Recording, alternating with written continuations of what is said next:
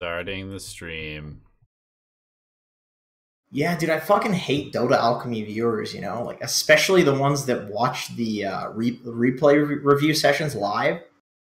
They're the worst. Are we live? Or? Pretty sure there's nobody in here yet. Oh. Because we're not that popular. People don't immediately press that button. They have to, like, scope it out every time. They're like, I don't know if I feel like watching these guys this week. I don't know. I think more than likely people are like, nah. I think I'll do something more productive with my life, like watching D2 Bowie. Right. Or, you know, BSJ play auto chess or Good Boy. That's it. That's it. Oh my god. What a slam that was. You don't have to say anything and that was a slam. We're Good Boy. Alright, share me your screen there, bud. Oh, that's what I'm supposed to do next. Okay, I got you. JCJ! Hey guys, can you explain that dead lane thing? So at a certain point in the game, the laning stage breaks down, and it is not possible to occupy all three lanes. One lane, at least, will be the most dangerous place on the map to be, because that will be the lane that the enemy team is closest to. That is the dead lane, the most dangerous lane to be in on the map, and there are some heroes that can occupy that space, like Puck, or like a very tanky hero such as Mars or Centaur, where if they do commit to you, they have to commit a lot, and then you can TP in and save that person, and that's when it's really good to occupy the dead lane. That's what the dead lane is. Yep, and sometimes it's okay to put a support there who doesn't really matter if they die, but they just need experience. Yep, precisely. All right, so today we're going to talk about how to properly do Kegels. Oh, just kidding. Okay, so you want me to link you replay still, right? Yes, sir. All right, so we have Prime Operator says, this is a match as Nature's Prophet. I'm sorry about my background echo, by the way. I'm going to be getting some padding in here, so it's not going to happen anymore. But I felt like I should have walked with my mid, Mars, and tried to force objectives. My itemization should have been Mars to sustain early push, such as drums and blast. Whoa, you turned into a robot. Okay, that's weird. That's strange. You're still a robot. I think this is a Discord problem. It is a Discord problem. I'm putting it back to US East. Hello. Yeah, it's way better.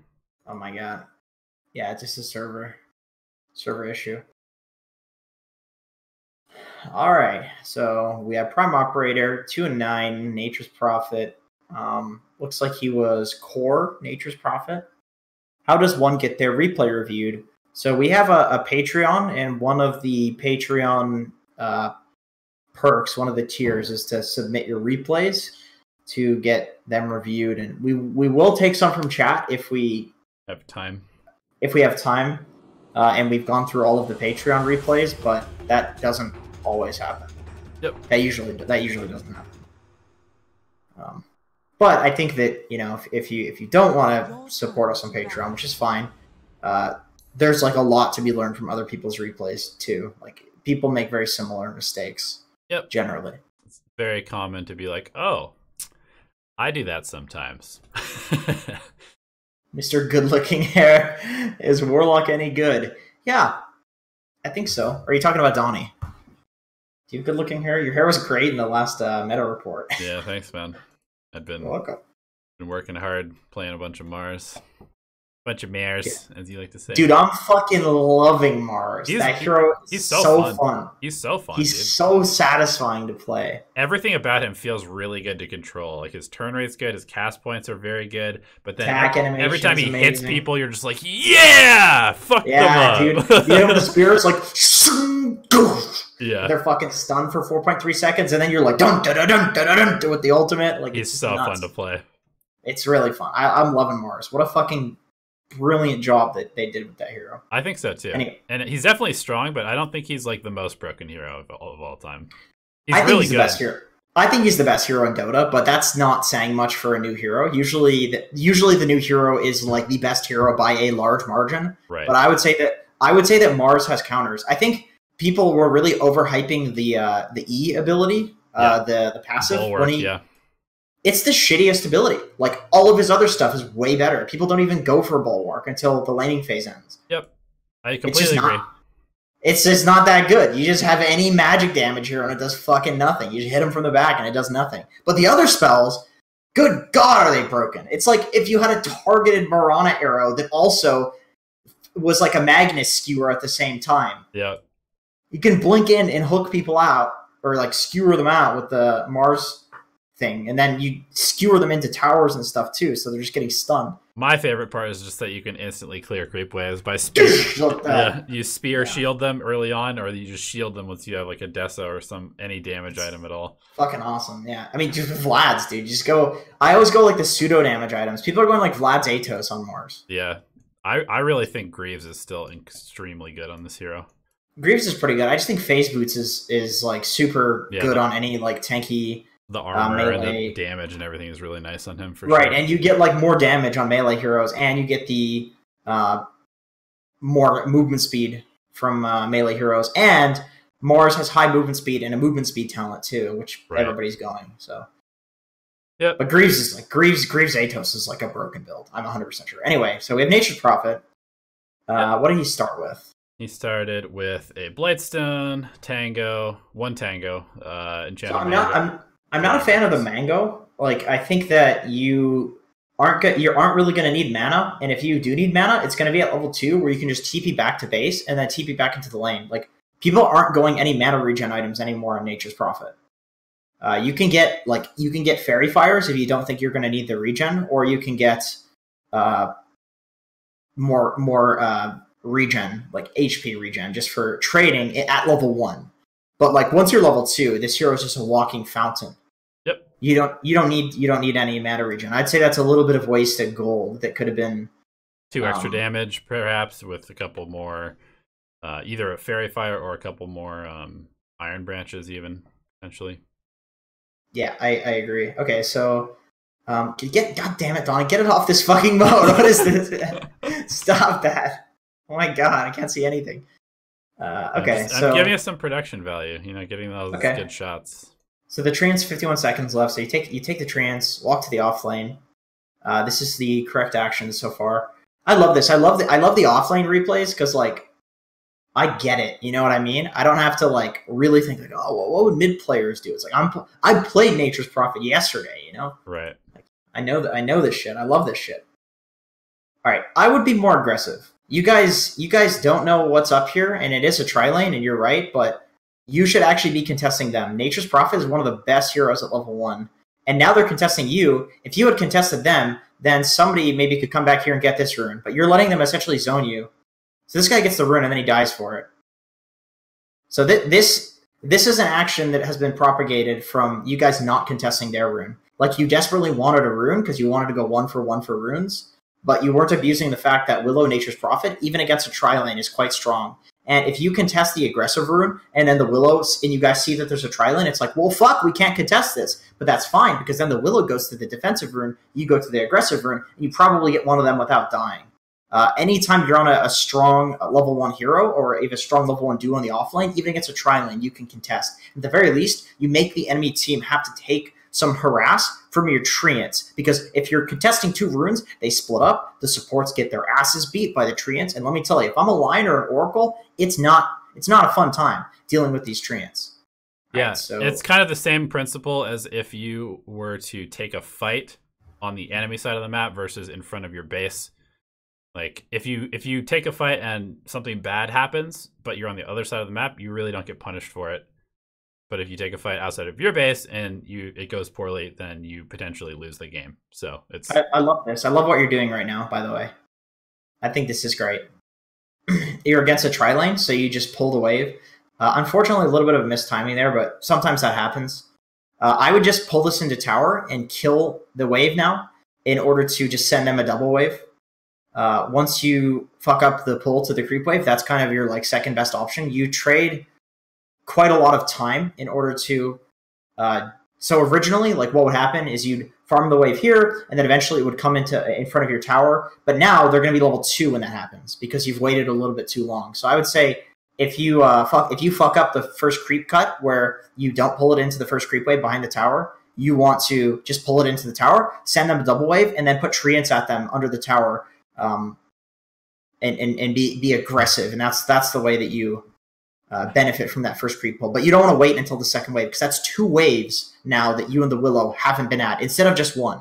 That's 2 waves. And the Willow was soaking the first wave, but couldn't soak the second wave. So you essentially just allowed them to get a wave extra. So now it's in front of your tower, and this is what would have happened if you had successfully done this, but now they're level 2. As you can see, the Jug is level 2. Yep. I don't have a lot to add. I'm going to let you keep going from there. Should we... He wants to talk about, like, the sounds like the mid to early game portion. Should we skip through the laning stage? Sure, yeah. Like, I do want to say, like, what you've done so far is not bad. It's just not as optimal as it could be, and obviously that's going to be true for my games as well. But I'm naturally gonna point it out, and if I fuck up something like this in my game too, I'll be like, all right, I probably should have done this. But with that being said, like, this has been good so far. This is on the side of being good. It's not bad. It's very good. So now there's a double wave pushing into them. You can do a side pull. They're pulling. This is fine. You guys can soak the pull, harass the supports a little bit. I'm gonna skip. Okay. Yeah, this is going fine so far. This is, like, perfectly fine. Okay, 10 minutes in. Still in the lanes. TV back home for the phase boots. How do you feel about phase on Prophet? Perfectly fine. A lot of people do go for phase boots because it's like a Vlad's builder, so just tankiness, like your tanky offlane aura builder. It's fine. I prefer treads because I think phase sucks on ranged heroes, but there's definitely nothing wrong with going phase boots. So this guy has Omni Slash. Oh my god, what's happening? Just replay bug. So now you have the ulti. This is when I would be looking to, like, take a fight. This lion dies.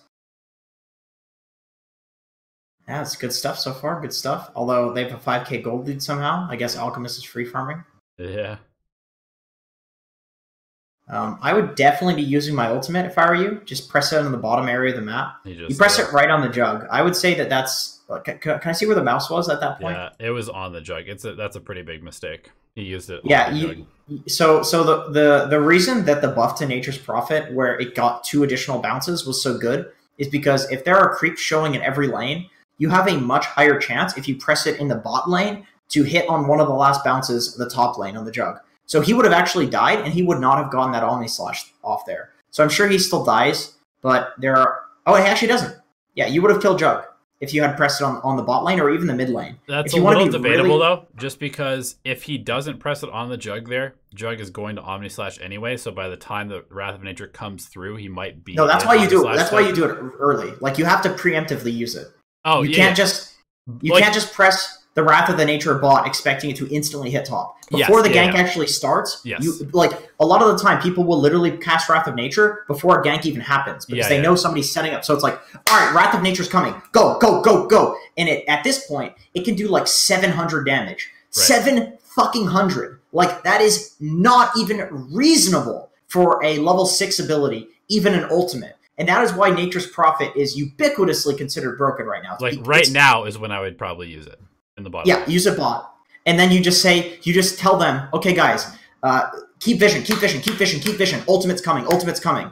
And then he dies. Yeah. And then even if you cast it, like, I don't know, let's say, if you basically just cast it such that it's going to be bouncing around the map when a team fight is happening, just in general, it's going to hit that person for a large amount of damage. It might be on the 10th bounce, it might be on the 17th bounce. But in general, it's going to hit them for a large amount of damage because it hits enough units that it's very unlikely that it doesn't hit them. And at the very least, if you're not sure, you can press it mid, and then it'll do a decent amount of damage, but not have that, like, maximum amount of damage output potential. But the thing is, casting it right on him does barely any damage anyway, so it's not ever the determining factor unless you get a huge damage hit from it. So you may as well just do it anyway. You know what I mean? Because, like, 100 and something damage nuke is just dog shit. It doesn't do any... Like, well, actually, let's see how much damage it does. It's like 100... Yeah, it's 135. It's 110. So... Oh, yep. So, like, 110 damage nuke is, like, what, a right-click at this point as Nature's Prophet? Like, terrible. 1.25 right click. So I would say, yeah, you almost always want to put this spell in the opposite area of the map to where you are, because of course it bounces to the closest thing in range. So that's the issue with putting it in the mid lane, is if you put it in the mid lane and the last creep that it hits, the closest thing to that is the bot lane, it'll hit bot lane next. So that's why it's kind of nice to just like, all right, I'm top left of the map, put it in the bottom right. I'm bottom left of the map, put it in the top right. You know what I mean? Yep, definitely. Wrath of Nature. How does Wrath of Nature work? Somebody's asking. Like I said, you press it somewhere, and then it'll hit the closest thing to your mouse in a radius, and then it's going to hit the closest thing to what it hit in a radius.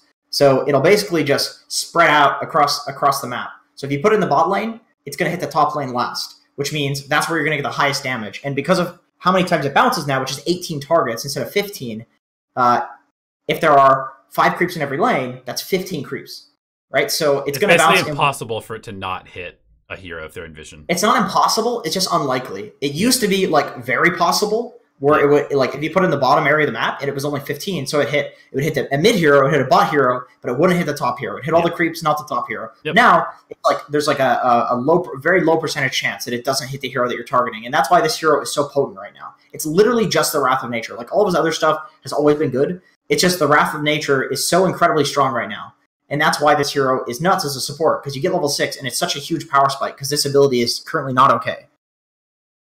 It does more damage on each bounce. So like the first bounce, just like nothing. It's useless to use that as a kill. Yeah, there's actually level 1 skills that do more damage than Wrath of Nature. Oh yeah, Spear of Mars, Leshrac, Split Earth. Yep. Okay, so he spins on you, doesn't do anything. You TP home because you're out of mana, and no point really sitting up here versus a jug. You know that there's potentially somebody coming to gank you, so you just push the lane, micro the treants away from the Alchemist. He's going to kill them anyway, but that's fine. You want to make him work for it. Now he's not getting lane farm. So where are you at? You're looking to TP and take a fight on the bot lane. This is good so far. Because you see that there are a bunch of heroes top, Alk is farming. You can pressure this lane. They can't fight you, but they can kill your treant. So you're not split pushing, you're grouping S5. This is good. I think you can probably push the tier 2 with Mars Ultimate. All right, now you can't. So now that you have Wrath of Nature, I'd probably look to get a kill somewhere. When I have Wrath of Nature on this hero, I will always like be moving my camera around and just looking for ganks. And like, let's say in the top lane or something, there's somebody who could potentially set something up with my Wrath of Nature. I'll try to communicate to people like, hey, I have ultimate. Let's go on this guy. Let's fight bot. I have Wrath of Nature, and I'll just kind of see what's up. Like, see if other people, are in position to gank, because I know that they're not going to be paying attention to my skill set. They're going to be paying attention to their skill set, but I can communicate to them that I have a skill up, and then people are more likely to play around it. So they're kind of taking your bot area here. Yeah, I also wanted to say that you are moving your camera around sometimes, but I think that your camera movement is pretty sluggish. It's pretty slow as far as gathering information. Like, if we go back here, you run back over here. Like, you're farming trees right now. You run back over here. You see where these heroes are. You haven't once checked this Alchemist. Like, it's really important to check what he has. Boots of Travel is a really big deal to play against you, because he can chase you down if he has Boots of Travel. So you want to keep tabs on what this Alchemist has, so you know how to deal with him if you want to try and fight him, avoid him, split push him, etc. It's extremely important to keep tabs on what every hero in the game has, but especially the specific heroes that are going to be the problem heroes in the game. And so I really want... It's funny that you say that, because now looking at the Alchemist, the moment you move the camera to the Alchemist, and I get like my kind of Dota game sense going, I'm thinking like, we need a fast Spirit Vessel to fucking kill this guy, or he's going to destroy us in the game. Yeah. You need a fast Spirit Vessel. So I actually think what your item choice here should have been is Spirit Vessel, because it obviously negates the Alchemist's regen. It's good against Oracle. It's good against Jug regen. It's good against Centaur. It's a tanky strength hero. So yeah, Willow has one, but Willow's not going to get one anywhere near as quickly as a Nature's Prophet. So at that point, would you just tell your Willow, hey, I'm going to go Spirit Vessel because I need it faster? Yes. Okay. Yep, I would say, like, if I'm Weaver, if I'm Nature's Prophet, if I'm any hero who can pick up a Spirit Vessel before a 4-roll hero, and I'm against an Alchemist, or if I'm against a Timbersaw, I'll go for the Spirit Vessel as the core because you need it quicker because you hit a certain timing on Timber and Alk where Alk has Manta or Timber has like a Yule Scepter and then Spirit Vessel does jack shit. Yeah. Like it's nowhere near as good. You want to hit a timing where they don't have those items to dispel the Spirit Vessel yet, and you can kill them 2 or 3 times, and then they'll get the items, but then they're nowhere near as much of an issue, and you've already gotten some map control off of those kills. So that's why it's important, I think, that you go for it. And like you were saying, like Nature's Prophet's a great aura, Vlad's building, Drums building hero, and Spirit Vessel's no different. It's like one of those utility items. It's perfectly fine if you go for that item. Yeah, and also another thing that's really important, just like in general about this camera move, again, like you're just farming this camp. You're not even really doing like attack animation canceling, so there's almost no point in having your camera here while you're farming this camp. Like you're level 9, you're not going to die to the camp. You don't need to watch yourself. You should be very active in gathering information, especially on a global hero like Nature's Prophet. And speaking of which, yeah, sorry. I was going to say, like, there's a severe lack of vision on the map, and I know that, like, as a core, you don't really want to buy vision, but if your idiots aren't buying vision, it's incredibly game losing, and it's better that you do it than nobody do it, especially because on Nature's Prophet, you can literally TP into their jungle and place a ward that will scout the Alchemist, who's the most important hero to scout. You'll scout the Juggernaut, who's always going to be farming jungle. Like, it gives you so much information to just have one ward in their jungle, but nobody is placing wards. So I would say that you don't want to be doing it. Ideally, like, if this is a competitive game and you're a Nature's Prophet, you are warding, but the supports are giving you the wards to do that. And that's not going to happen in a pub. So I think, like, if you feel like there's a severe lack of vision, which, oh my god, when I hit that first night, it looked scary dark. Like, when I look at the game, I get the game sense of, like, oh, fuck, this is terrifying. We lost. Yeah. You know what I mean? And it's because of that lack of vision. You don't see anything. They're free farming so much because everybody's scared because you don't see anything. So you just say, you know what? My supports are idiots. I'm going to go ward. Like, I was watching this Phoenix jungle in the top left jungle there for so long in this replay. Like, this guy's not supporting. No. And that's pretty standard. And it's funny that you mentioned, like, you should buy this item. I think just that mentality goes for all items. It's not just supporting items. It's not just wards. But, like you're mentioning, Spirit Vessel. How many people in chat would buy Spirit Vessel on Nature's Prophet this game?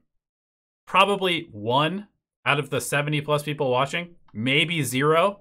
I guarantee you most people would probably not say, oh, I should be the one buying a Spirit Vessel. I didn't think that you should buy Spirit Vessel this game, but it actually makes 100% sense. And that's something that I do a lot in my games where if I'm playing a carry, for example, and we absolutely have to have a Heaven's Halberd, otherwise we lose the game, I'm going to buy a Heaven's Halberd, even though it's maybe not a very good item on my hero.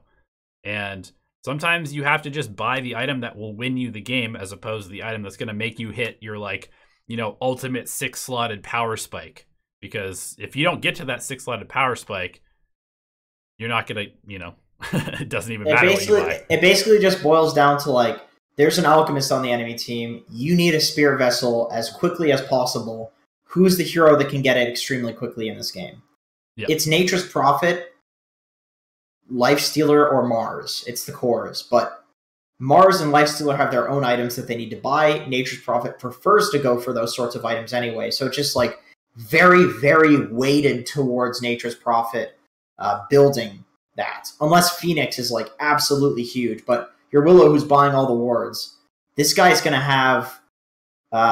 I mean, he could buy it. This guy could probably buy it. But Willow, who's buying all the wards, like, this guy's going to get a...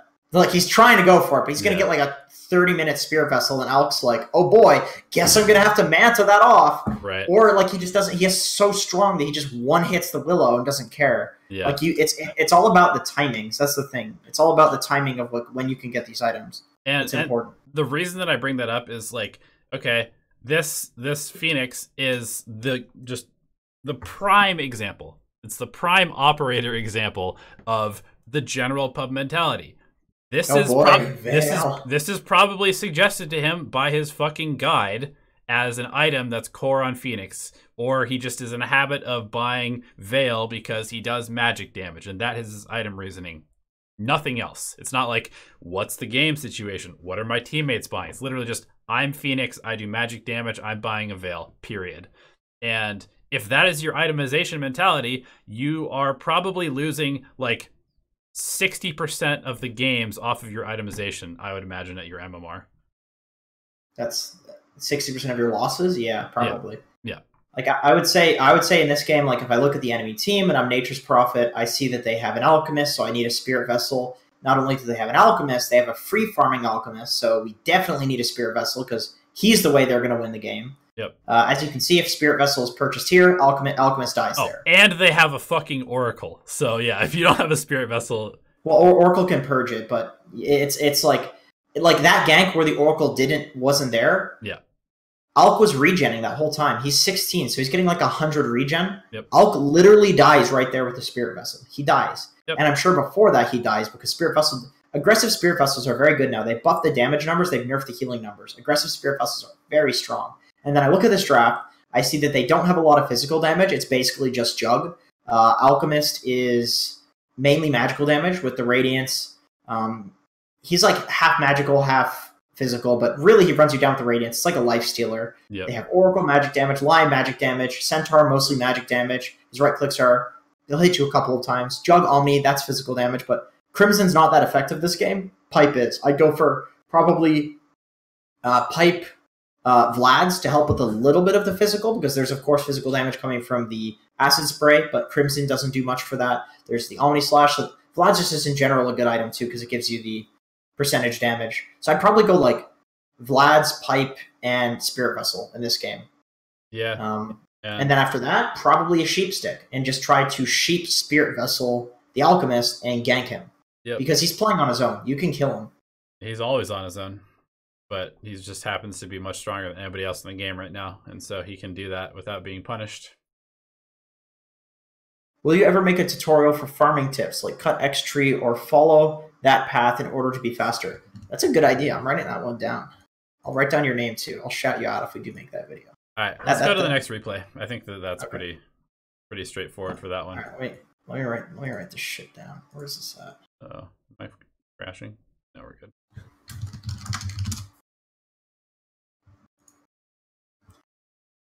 Trares. Will you make a tutorial for farming tips, like cut X tree? Better get views, or I'm gonna fucking. He'll shout you out negatively from now on. Yeah, like Trares is shit. Sucks dick. All right, let me look at. Let's see, where are we at? Okay, Jawari. We got the Golden Voice Boy back in the house.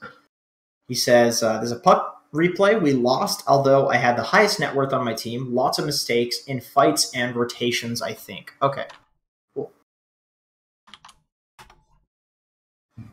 Have we ever experienced a game-breaking bug? Oh, absolutely. Every time I play with Monkey King.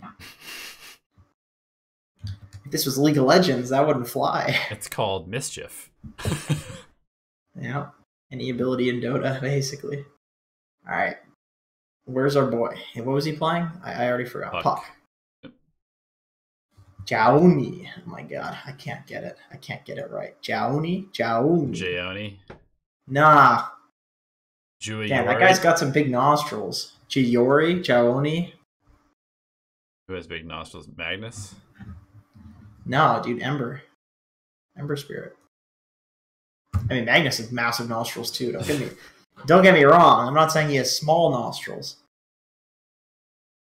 Is Joni even in chat? Where you at? Joni. Alright, so he's playing mid puck. Okay. Starting build. They've got a pretty fucked lineup, to be honest. Yeah. Oh man, Magnus started with Skewer first. Pre-skilled Skewer.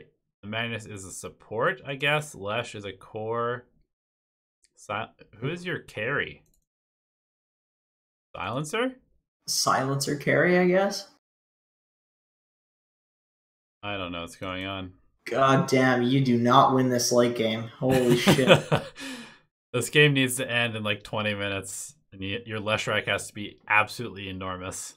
They've Tinker though. It's like so. Yeah, Lesh has to carry this. Yeah, this is like a real bad draft. Whoa, is this player perspective? Yeah. Goodness gracious.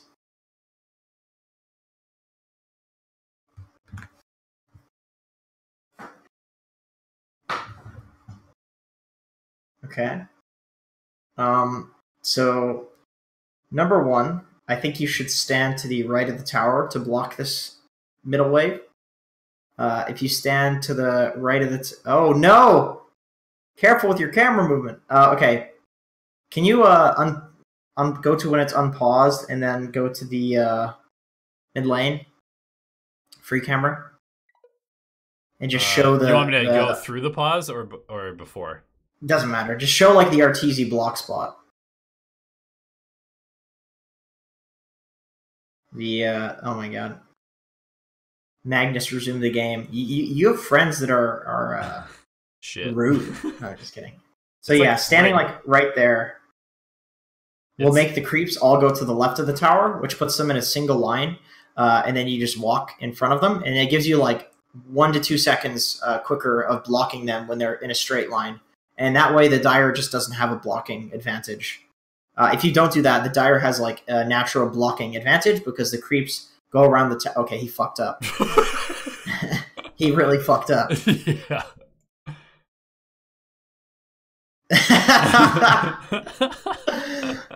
Oh man, I don't know how you fucked that up on Dire. They don't split on Dire. No, so. They literally just spawn. I imagine that he probably was standing on the high ground because the creeps spawn below for the first wave. Anyway. Now we're in the laning stage. Are we supposed to look at the laning stage? He said he thinks he fights rotations. Yeah, he thinks he fucked up in fights and rotations. All right, so we'll skip. We talk so much about laning. We'll just say he's owning Tinker. We see that. Yeah. Yes. Okay. We'll go until he has a blink dagger. That sounds about like a good spot. So okay, I actually do want to look at the end of laning a little bit. Okay, where? I would say like 10 minutes into the game. Like once you're level 6, maybe just speed through like from 5 to 10 minutes. Just go like 16x. Okay. Level 6. 5 minutes in. Yeah, let's just go fast. So okay.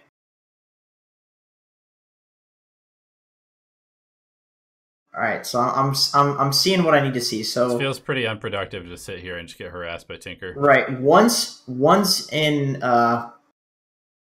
2 minutes, you moved your camera towards the top lane. I would say that on Puck, this is a hero who, once you're level 6, you want to just push the lane out with your orb and then make like an aggressive or defensive rotation. Like you do this, and then you go pick up the rune, like that 8-minute rune. You should get that from Tinker by pushing the lane. Going to kill him is okay. Unfortunately, you end up dying. Like in general, what you want to do is push the lane, get a rune gank. Push the lane, get a rune gank. Push the lane, like look to TP somewhere. Like this hero does not farm jungle the way other mid laners do. You push the lane and then you look to rotate. Like Quap and Puck are like two of the best tempo controlling mids in the game, and the reason that they can control the tempo is because they can just like use their mobility abilities to get to a lane and then get back to the mid lane, and they can also push the wave. So I would say, yeah, like that's good. That's good. You push the lane and then you go kill the Tinker. Like you should look to do stuff a little bit more though in the laning stage, because there was like a 2 to 3 minute period there where we saw that your camera hadn't moved, very static from the mid lane. But like you basically once you hit like I don't know level 7, 8 where you can legitimately nuke the wave out with your 2 spells, you just say fuck my lane. You just push it out and then go gank, because that's what's going to give your team the most net worth if you do that, because you're a strong ganker. You'll still get the mid lane farm. Hell, even somebody could potentially take the mid lane from you, like a support, and then you can go gank. I like what you're doing now, though. I like that you're being especially very around the bounty rune time. Definitely good. Oh! 3-man coil! Oh, dead. Yeah. Oh, yeah, this is good stuff. Oh, orb through. Fuck these people. Good shit. Good shit. You are tracked against Tinker, which is a little scary. I would probably just buy my blink dagger right now. I don't know why you're not. But that's okay. focusing on the kills. That's okay. That's fine. Wow, this Tinker's nuts. I think you can do what you just did like quite a bit earlier. That's kind of like Puck's specialty is level 6, 7, 8, just ganking constantly. Like, you are the hero that ends the laning stage because everybody has to be afraid of you in every lane, so your team just gets so much map control. But you have to show your presence. Right. So whether it's like aggressively ganking an aggro tri lane or like all this time spent in the jungle is probably not that effective. Right. Yeah, I think you can kind of jungle. Like, I think it's fine at this point because you're like staying off the map as a ganker. That's fine. Somebody should definitely be taking mid. I know you guys are a stack, so talk to each other. You should definitely tell your team, like, all right, especially Magnus. Like, Magnus needs a lane. Yeah. Magnus needs a blink. He needs mana boots. You just say, Mag, go farm your blink mid. I'm gonna fuck people up because I'm Puck. Yep. So you're being really active. That's good. I still think somebody should be taking mid. Like, Mag should be taking mid. He's looking to fight a lot, and yeah, he's just showing up to every fight. He does have a blink, but oh, he has a blink already. Okay, yeah, that's fine. That's fine. Yeah, you don't worry about the mid lane at this point. You just kill. You just kill them, and you take towers. You guys need to like kill the Tinker though. The thing is that's why these early timings really matter. That's why when I say like, I always say that like when you're against a lineup like this, it is amplified. The fact that you need to push your timings as early as possible, because if you don't get tier 1s versus Tinker, no matter how far ahead you are, it just gets harder and harder and harder and harder. And then because you don't have better late game than them, they eventually can win this game. Yep. Like, this Tinker can just perpetually defend these towers unless he does that. Completely insane. Completely. Oh my god, I got a double kill. Yvonne. But what a god. But in any case, this is exactly like, you want to push before Tinker's capable of doing this shit, and then all of a sudden, if you have map control, this guy's so insane. What is he doing? He's absolutely nuts. But the thing is, like, he is still able to kind of get away with this shit only because he's at a strong timing. Like, when Tinker has blink bots, he is significantly stronger, and this is true for any game. Like, you give the enemy team space when you're out of timing, and you're more likely to lose the game. It's just against Tinker, it is just amplified. That's all. So what I'm saying, like, holds true in every game. Like, if you have an early game threat that you can put on the map, then for the most part, especially as like a tempo controlling mid, you should put that threat on the map. And not doing that for like 2 to 3 minutes is not fast enough for players that are good. Like, if the enemy team is good, they will punish you for, it's like, fuck, man, we have such good late game. We've Tinker, Jug, and they're giving us space. Like, that's what they're thinking if they're good players. Like, oh my god, we have a tier 1 alive, we have an 8k gold deficit, and we have a tier 1 alive. Thank god. So that's why you need to really look to like fight around towers, push towers. You need to actually get shit from your ganks. That's why aggressive ganking in this game would definitely be good. And you know what would help with that? Buying some fucking wards and putting them on their shrines, because you guys have zero vision off of your side of the map, which makes it nearly impossible to play this game. So whether it's 2-4 heroes again. Yeah, whether it's you or your supports that buys the wards, there needs to be wards in their jungle as soon as possible, especially against the Tinker, and especially when you absolutely cannot go late game. All of your vision should be like on this line probably. And just kill them anytime they come out of their base. Like, the problem is you guys are fighting them and winning, but they're getting space on the map still. So anytime they win if they win a single fight, you guys are fucked. I think you're fucked already. Yeah, the game's over already because they lost a fight with track kills. You know, they just lost a 4K of their 8K gold lead, and it takes a while to update too. This game is over. I would honestly say that this game is over at this point. This Juggernaut he's closing in on a Manta. Tinker has a Kaya and almost an Aether Lens already. Angolier doesn't give a shit about your hero, and Shaman, I mean, yeah, this game's over.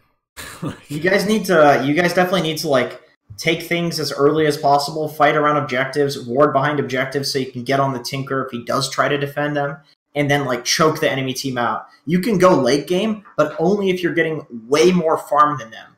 like if you have a 20k gold lead, it doesn't matter if the enemy team is stronger than you in the late game because you'll just have like sheep sticks and Aghanim's on Treant and Silencer will have a sheep. You'll be able to destroy them. Yeah. But if you're even if you have a 3k gold lead against a team that's just a better that has a better power spike than you, like they're gonna fucking annihilate you. And Tinker, you have no way of dealing with the Tinker. He's gonna destroy you guys at this point.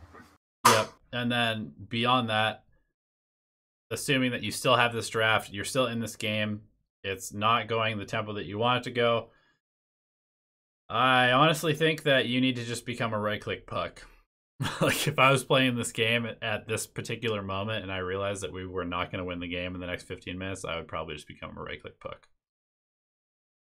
It's getting to the point where you guys are not going to be able to fight them without your cooldowns, so you want to just like fight around RP exclusively, and then like side push or split push lanes, side lanes. This is fine because you're fighting with abilities. I think Mag probably still has RP, and also they're kind of fighting into your shrine.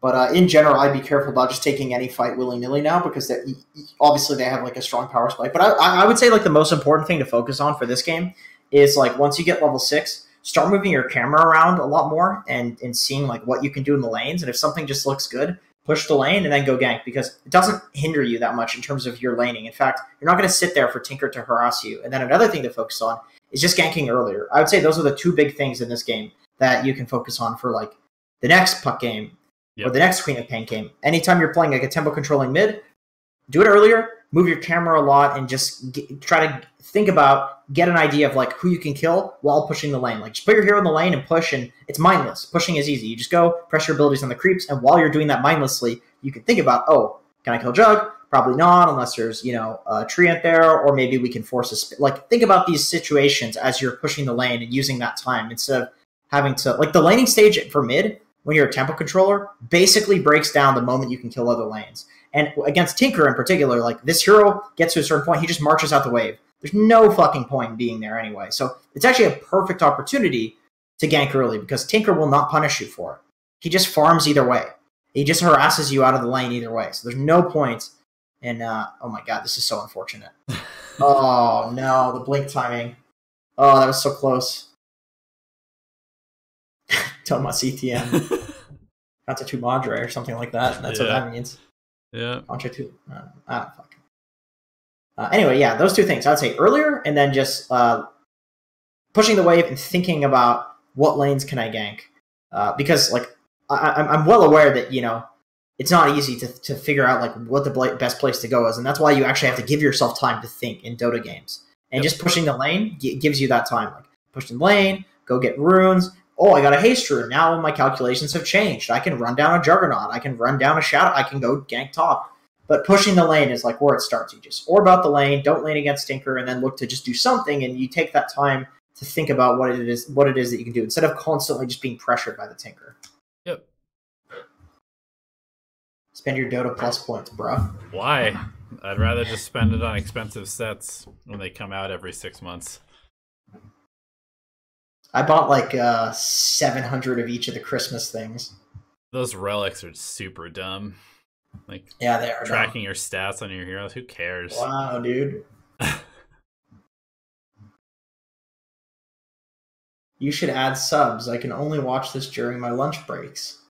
Somebody commented on the YouTube video. All right, I'll get you another replay. I don't think people understand how hard it is to subtitle videos. Have you ever done transcription? That shit blows. I've done transcription before. It takes hours and hours and hours. I think there's a lot of things that people want that they don't really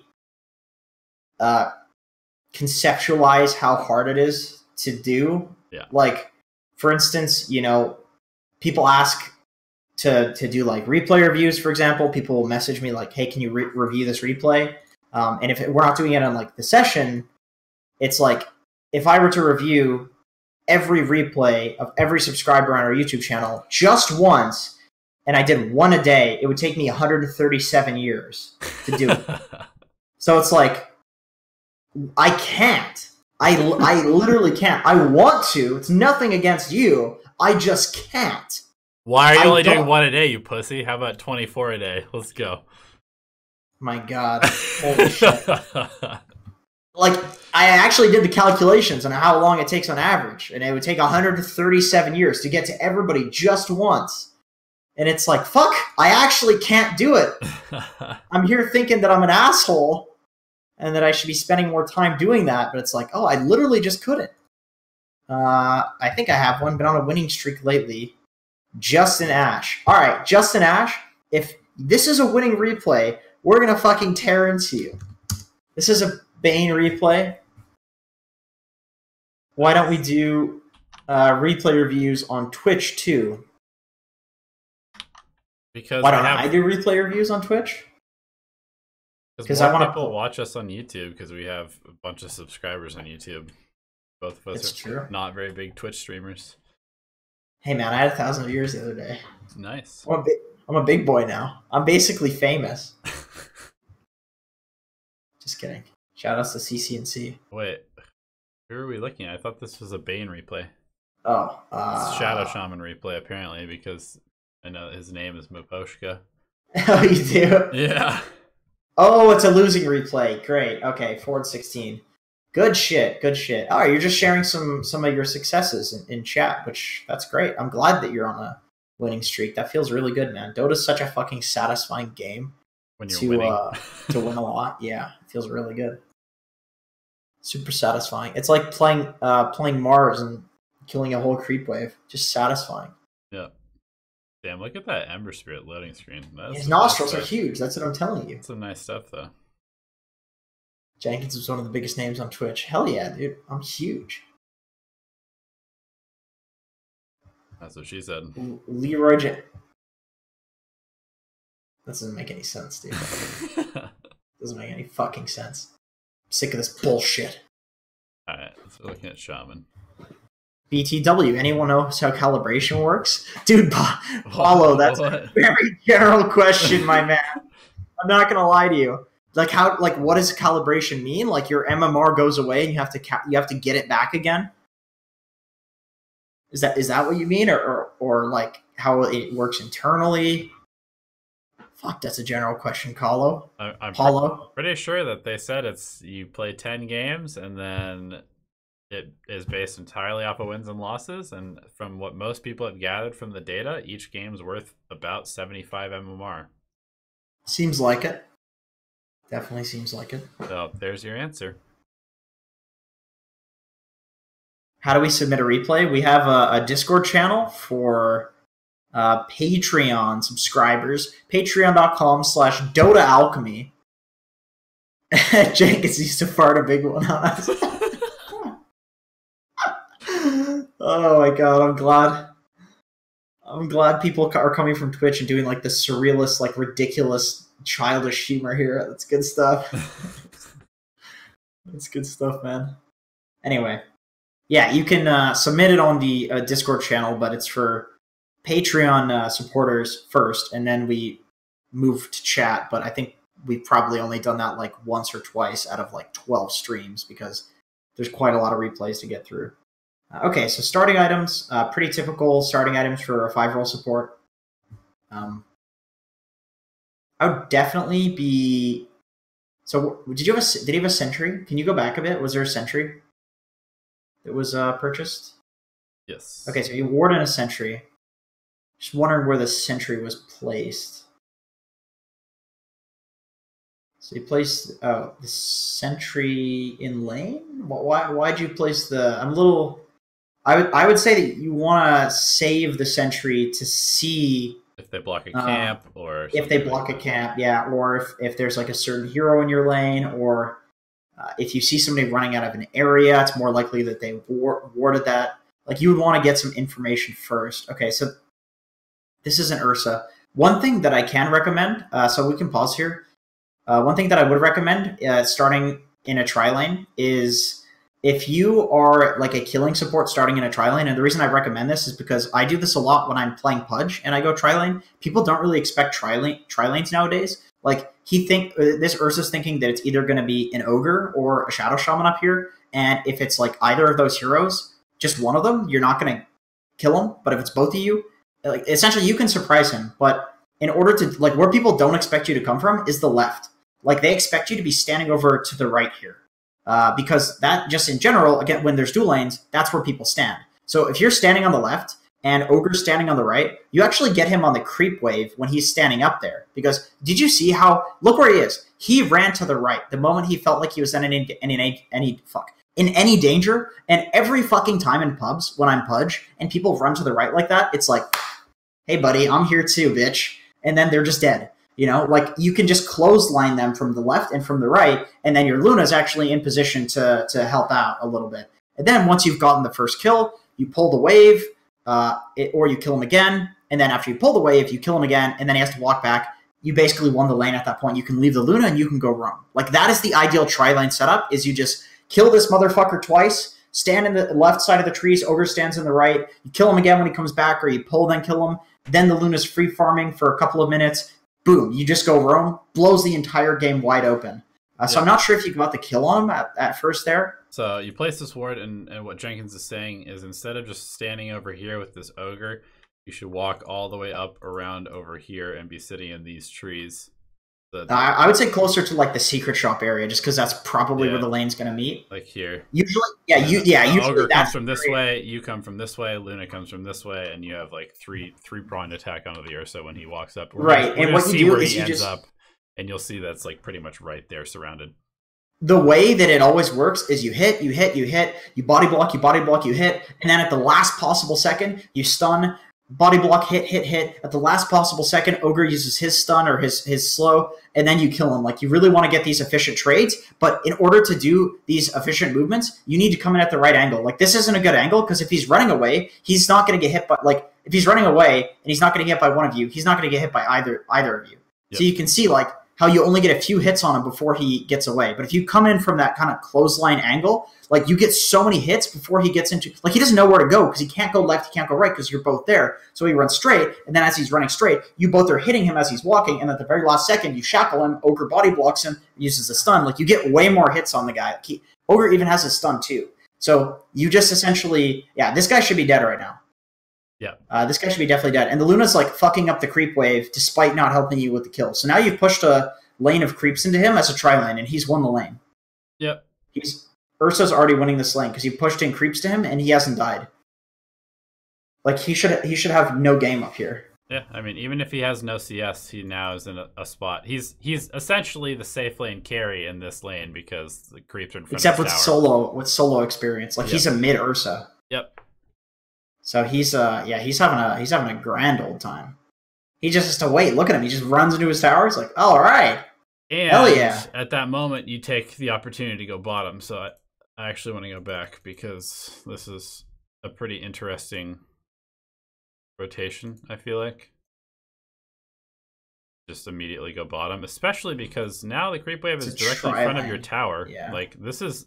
You don't want to be here. Axe is already winning this lane, too. Yeah, you do not want to be here. This is actually really bad to come down here. What the play is to pull the top creep wave back so that you can secure that lane again. Because you guys as supports have failed at securing that lane, and you need to secure that lane for the Luna. Yep. And to stop this Ursa from farming. Once the Luna is totally free farming, and the Ursa cannot lane up here, it is very likely that you can both rotate to the bot lane, Ogre and Shadow Shaman, and completely decimate them in that tri-lane. Because in a tri-lane versus tri-lane, where Axe is clearly getting way too much farm, because it's pushing into his tower, and you go there, you're going to have a level advantage, you're going to win this lane, and the Luna is not going to get zoned by the... the Luna's not going to get zoned by the Ursa. Like a level 3 Luna, level 4 Luna is going to destroy level 1 or level 2 Ursa. Yeah. But you have to get that first kill. That's the thing with tri-lanes and why they're kind of risky, is that in order to make them successful, that's a nice grip. You really need to get that first kill, or you pull the lane back and then you get the kill. But like it's all about just keeping that lane like right in front of the tower, and then anytime that Ursa steps up, you obliterate him. Once you have levels, you don't need to worry about the angles, but at level 1 versus level 1, you really need to worry about the angles because all the damage comes from auto attacks. Yeah, and one of the kind of funny things is like this rotation is definitely, it's a big mistake, but you get 2 kills, so I'm sure that at the moment in the game, you probably were like, oh, that worked out pretty well. Like, that was a good rotation. But in fact, it doesn't really accomplish that much. Go to levels. Okay, so Ursa's the same level as your Luna. Your Luna's level 2. Yeah. Let's skip like 3 minutes or 5 minutes or something. Okay, Ursa's 5 to your Luna's 5. Ursa's a higher level than their safe lane PA. Ursa's a higher level than Axe. Only the mids are higher level than Ursa. Ursa's the highest level in the game. And look other than the mids. And look where he's playing. Yeah, his game is way easier than it should be. Yeah. For sure. He should have no game. God, this Mars is insane. God, Ursa's insane too. It's just fucking diving. This kind of seems like a heavy focus on kills. Yeah. What I'm seeing here. Yeah. Like I would say once the Luna is safe under the tower and you've defended her, just go pull, put wards up, like do something else. Like you don't need to force actions in Dota. You really don't need to. You just need to like do what you think is best for a purpose, and then once that purpose is accomplished, you don't just continue for kills. Yeah, and now you're coming back bottom. Like these rotations just don't make any sense to me. Like it doesn't really seem like there's any rhyme or reason. It's just kind of like either you're alive and you have a TP scroll, so you just go to the nearest potential fight, or you just died and then you just immediately TP to a lane where you feel like you can get a kill. And it doesn't seem like there's anything other than that being kind of like considered. I mean, I'm sure you're probably like, oh, we should, PA is their carry, we should shut down the PA. But at the same time, like coming to this lane where your Axe has like 200 HP, I don't really think that this is a very good opportunity to get a kill. Maybe when he's level 6. Yeah. He should honestly be just cutting the wave. I wouldn't max Hex first either. Like Ether Shock at level 2 is a value point because it gives you extra targets that it hits. It goes from doing 140 damage to 600 effective damage. Yeah. And then Shackles also is a value point. It does way more damage at level 2. And then typically people will max Shackles just because it's 100 more damage. Yeah. And people typically just max Shackles because a 5-second stun is ridiculous. Yeah. And the Hex is really just used as a setup for your other spells. Yeah. The only times I've ever seen people max Hex first is when they're playing against something like an anti-mage or a Quap or a Puck or a Weaver. And then having that instant disable on a shorter cooldown is really, really good. I saw a pro player doing that today at Dream League, but it was specifically against a matchup like that where you kind of need that. Oh wait, it doesn't change the cooldown at all. It just changes the duration. It's just some people will go like a level 2 point in Hex just because it's better setup. Like it gives you more time to set up your Serpent wards and then you shackle. But it's never really at level 4. It's usually like it'll be like 2-1, 2-1-2 Serpent wards and then a second point and Hex at that point. Mm-hmm. Something like that, possibly. But at this point, you'd be much more effective with either of those two. It's like laning stage. Hex is not good for laning stage. So I would be very curious, why are you going bottom right now? I still feel like this is just sort of a misunderstanding of what the entire purpose of this game is, which is to get you extremely farmed. At this point, it's like the side lanes are fucked. I'd honestly just go mid and just be like, all right, Monkey King's ganking top. So if Monkey King is top, I don't think you need to help up there. It's 9 minutes, 45 seconds in. Ogre is level 5. You're level 4. You both get stronger at level 6, especially you. You're not going to win this PA lane. You guys have already lost both the side lanes. You should just be focusing on like mid-game timings. Like get these bounties. Get far mid. Like the lanes are already... At a certain point, you need to just like, instead of trying to enable your cores games, you need to just be like, all right, what's going to just enable the team to do better? And in this situation, it's like your next power spike is level 6, and then you can start doing more. Like there's a certain point as a support where you just fall more and more and more behind, where you showing up to things does literally fucking nothing. Yeah. Like that's just how it is as a support. That always happens to me when I'm playing Pudge, where it's like, me being there at a fight or not being there is not going to matter until I have Dismember. Like if I'm against a Storm Spirit or Queen of Pain or Anti-Mage and they hit level 6 or they get some farm, they get some levels, and then I'm level 5, I'm no longer a threat to that hero because I don't have Dismember. But if I have Dismember, I have a way more higher likelihood in being useful in the fights. And I think the same thing goes for your Serpent Wards. At this point, you guys have fallen enough behind that you're not going to make the difference with these spells. You need Serpent Wards, absolutely. So you want to just go take the mid lane, especially because it's, I don't know how many waves mid lane has been free for, but maybe you could be level 6 by now. Yeah, probably. Also right here, it's like, why don't you just use your shackles on this guy? I don't understand why you're trying to outrun him when you have another hero that can go pick it up. Oh boy, Joni, he came in a little late, ripping pepperonis. Well, the VOD will be up, so yeah, you can give her a gander. Yeah, this game is quite hard. It's like two side lanes that are doing very well. Honestly, this really is the point that you need to rely on, like your Monkey King, to start tempo controlling, and your support should take mid. Like you being in lanes is just it's just as effective, if not less effective, than just not being in those lanes. So see, Monkey shows up to this and owns, and it's like this can happen without you there as well, and then you just don't die, and then you get farm, and you're TPing back to the stuff happening. This exactly is what like I try to avoid when I'm playing support. And when I first started playing support, even as like somebody who played professional Dota before, I had this impulse as well because I just didn't know what supports did in like at the end of the laning stage, like mid game. But there's almost always this like, all right, you're the strongest hero on the map, you're the support, you're controlling the tempo, you're ganking, and then it hits a point, you're fucking useless.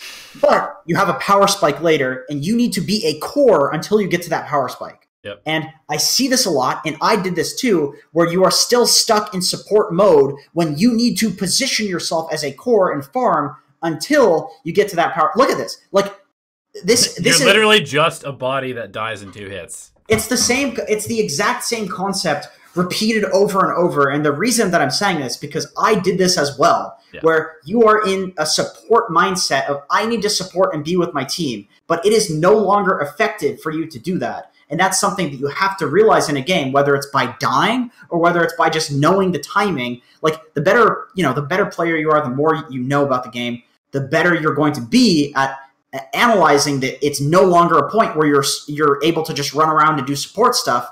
Like once again, TPing back and you're just going to provide nothing and just potentially die here. But the thing is, and this whole time you're still level 5. So even if you win this fight by being here, you can't push the tower because you need your wards to push the tower. And so the fact that you continue to come to a spot where there's 4 heroes, you're splitting experience 4 ways, you're not even going to get level 5 if you kill all 5 of their heroes. It's not enough experience. Yeah, this is like the typical. So basically what I'm saying is you making a decision late where it's like you have to die in order to realize like, oh, I'm no longer useful until I get to this power spike. That's fine.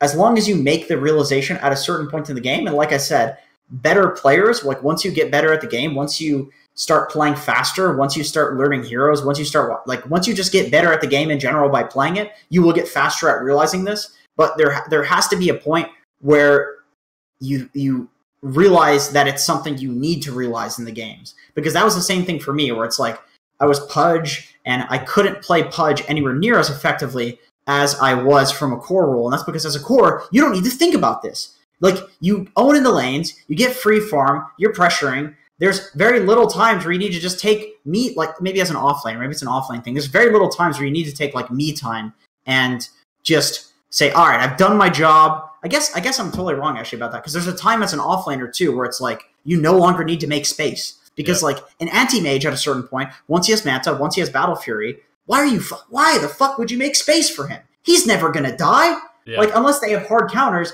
generally like that guy's making space for you. So if you can this is a little bit of a tangent and this is an offlane thing, but if you keep making space for a team that doesn't need it and they can make space for you, you will literally get less farm on the map because there is free farm, easy farm to take in the jungle that nobody is taking because you're just trying to make space when they don't even need you to and they're capable of making space. And it's the same thing with support.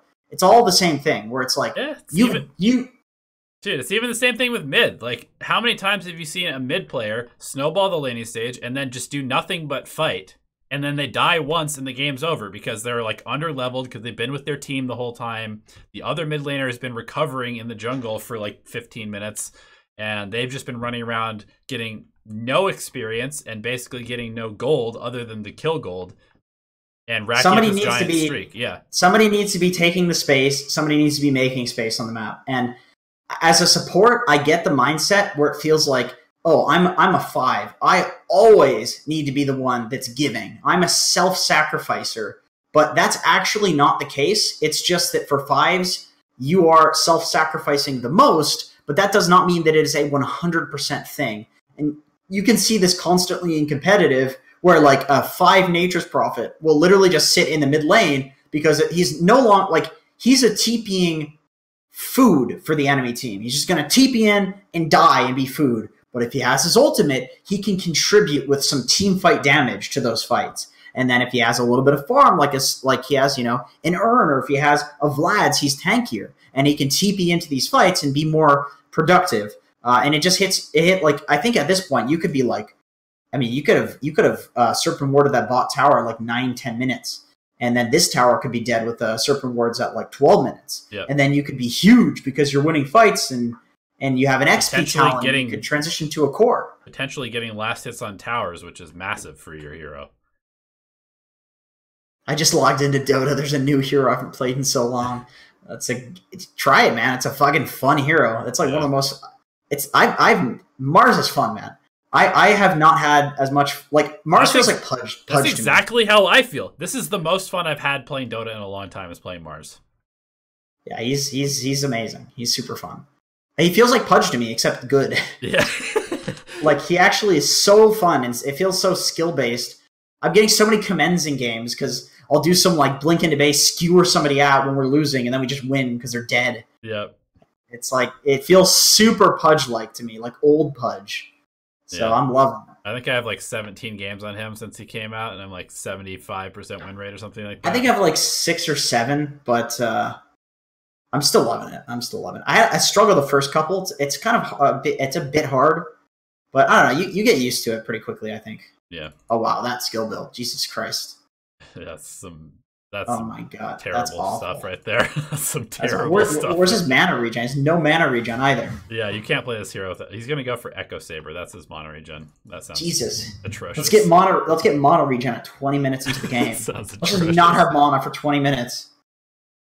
I think the last thing that I wanted to say, as somebody who plays a huge amount of support, is that you're absolutely spot on about the fact where you have this very early game control because you are a support that does a lot of damage with magic, and then you fall off.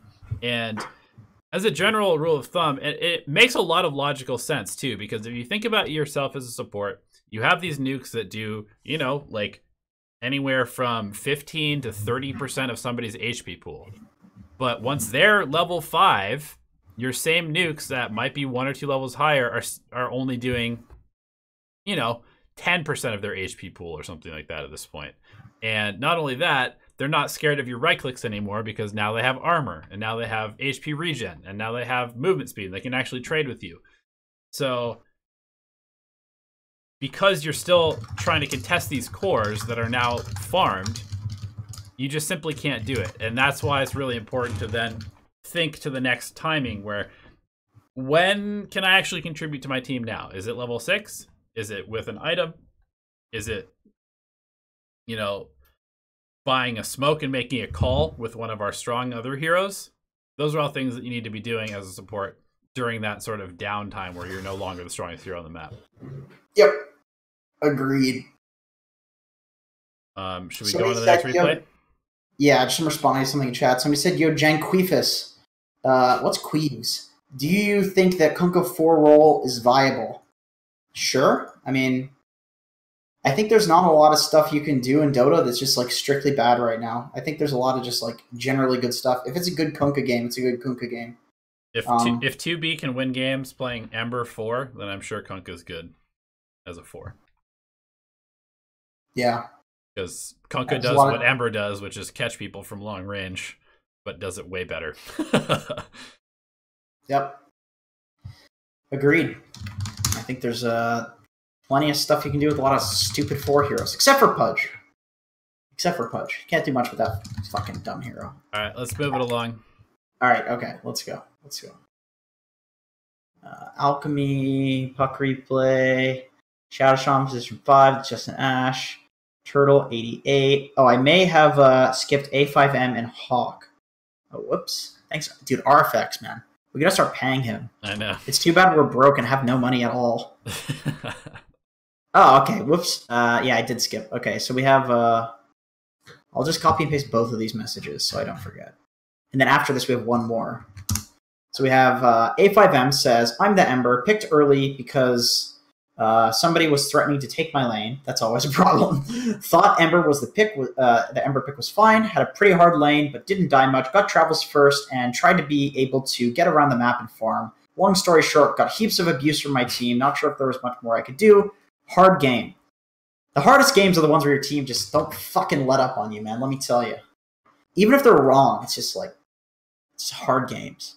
Oh, so you had a griefing invoker player? Great. Oh, looks good. I'm sure he's a great guy. Yeah. What is wrong with people, man? Dude. Oh my god. We were going off about low priority earlier. Trolf is currently masquerading as me, and his picture is me, and his name is like Gollum cosplayer, which is pretty funny. But he's just going on like racial tangents and calling people like Hispanics and all Hispanics should like this sort of shit. And it's like, oh my god, dude, please change your picture for me when you're doing that.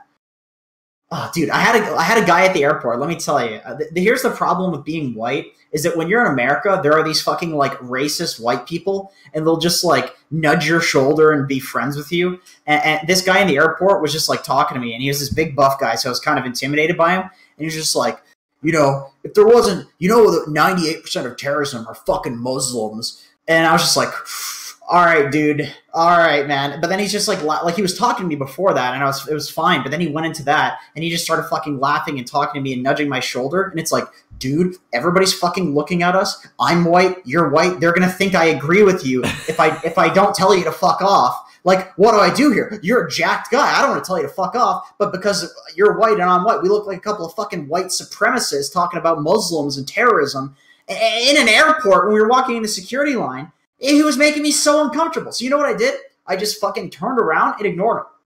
It was the most awkward thing. I had to stand in a security line ignoring this big buff racist guy behind me.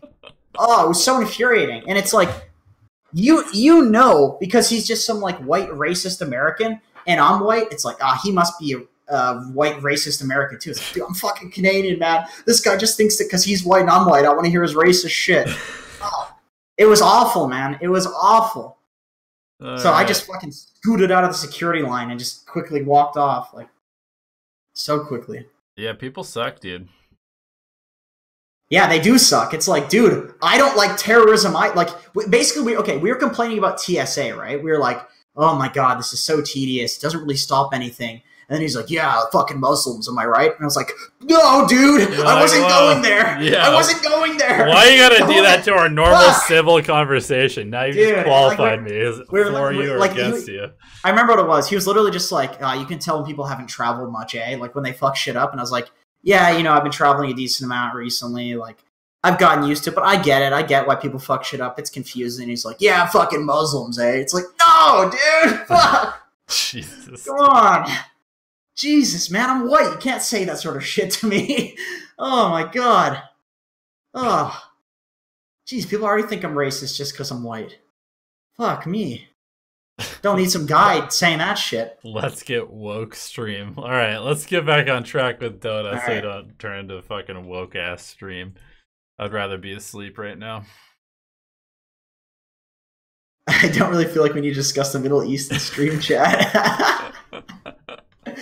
Dude, you got me on the tangent, man. I had to go for it.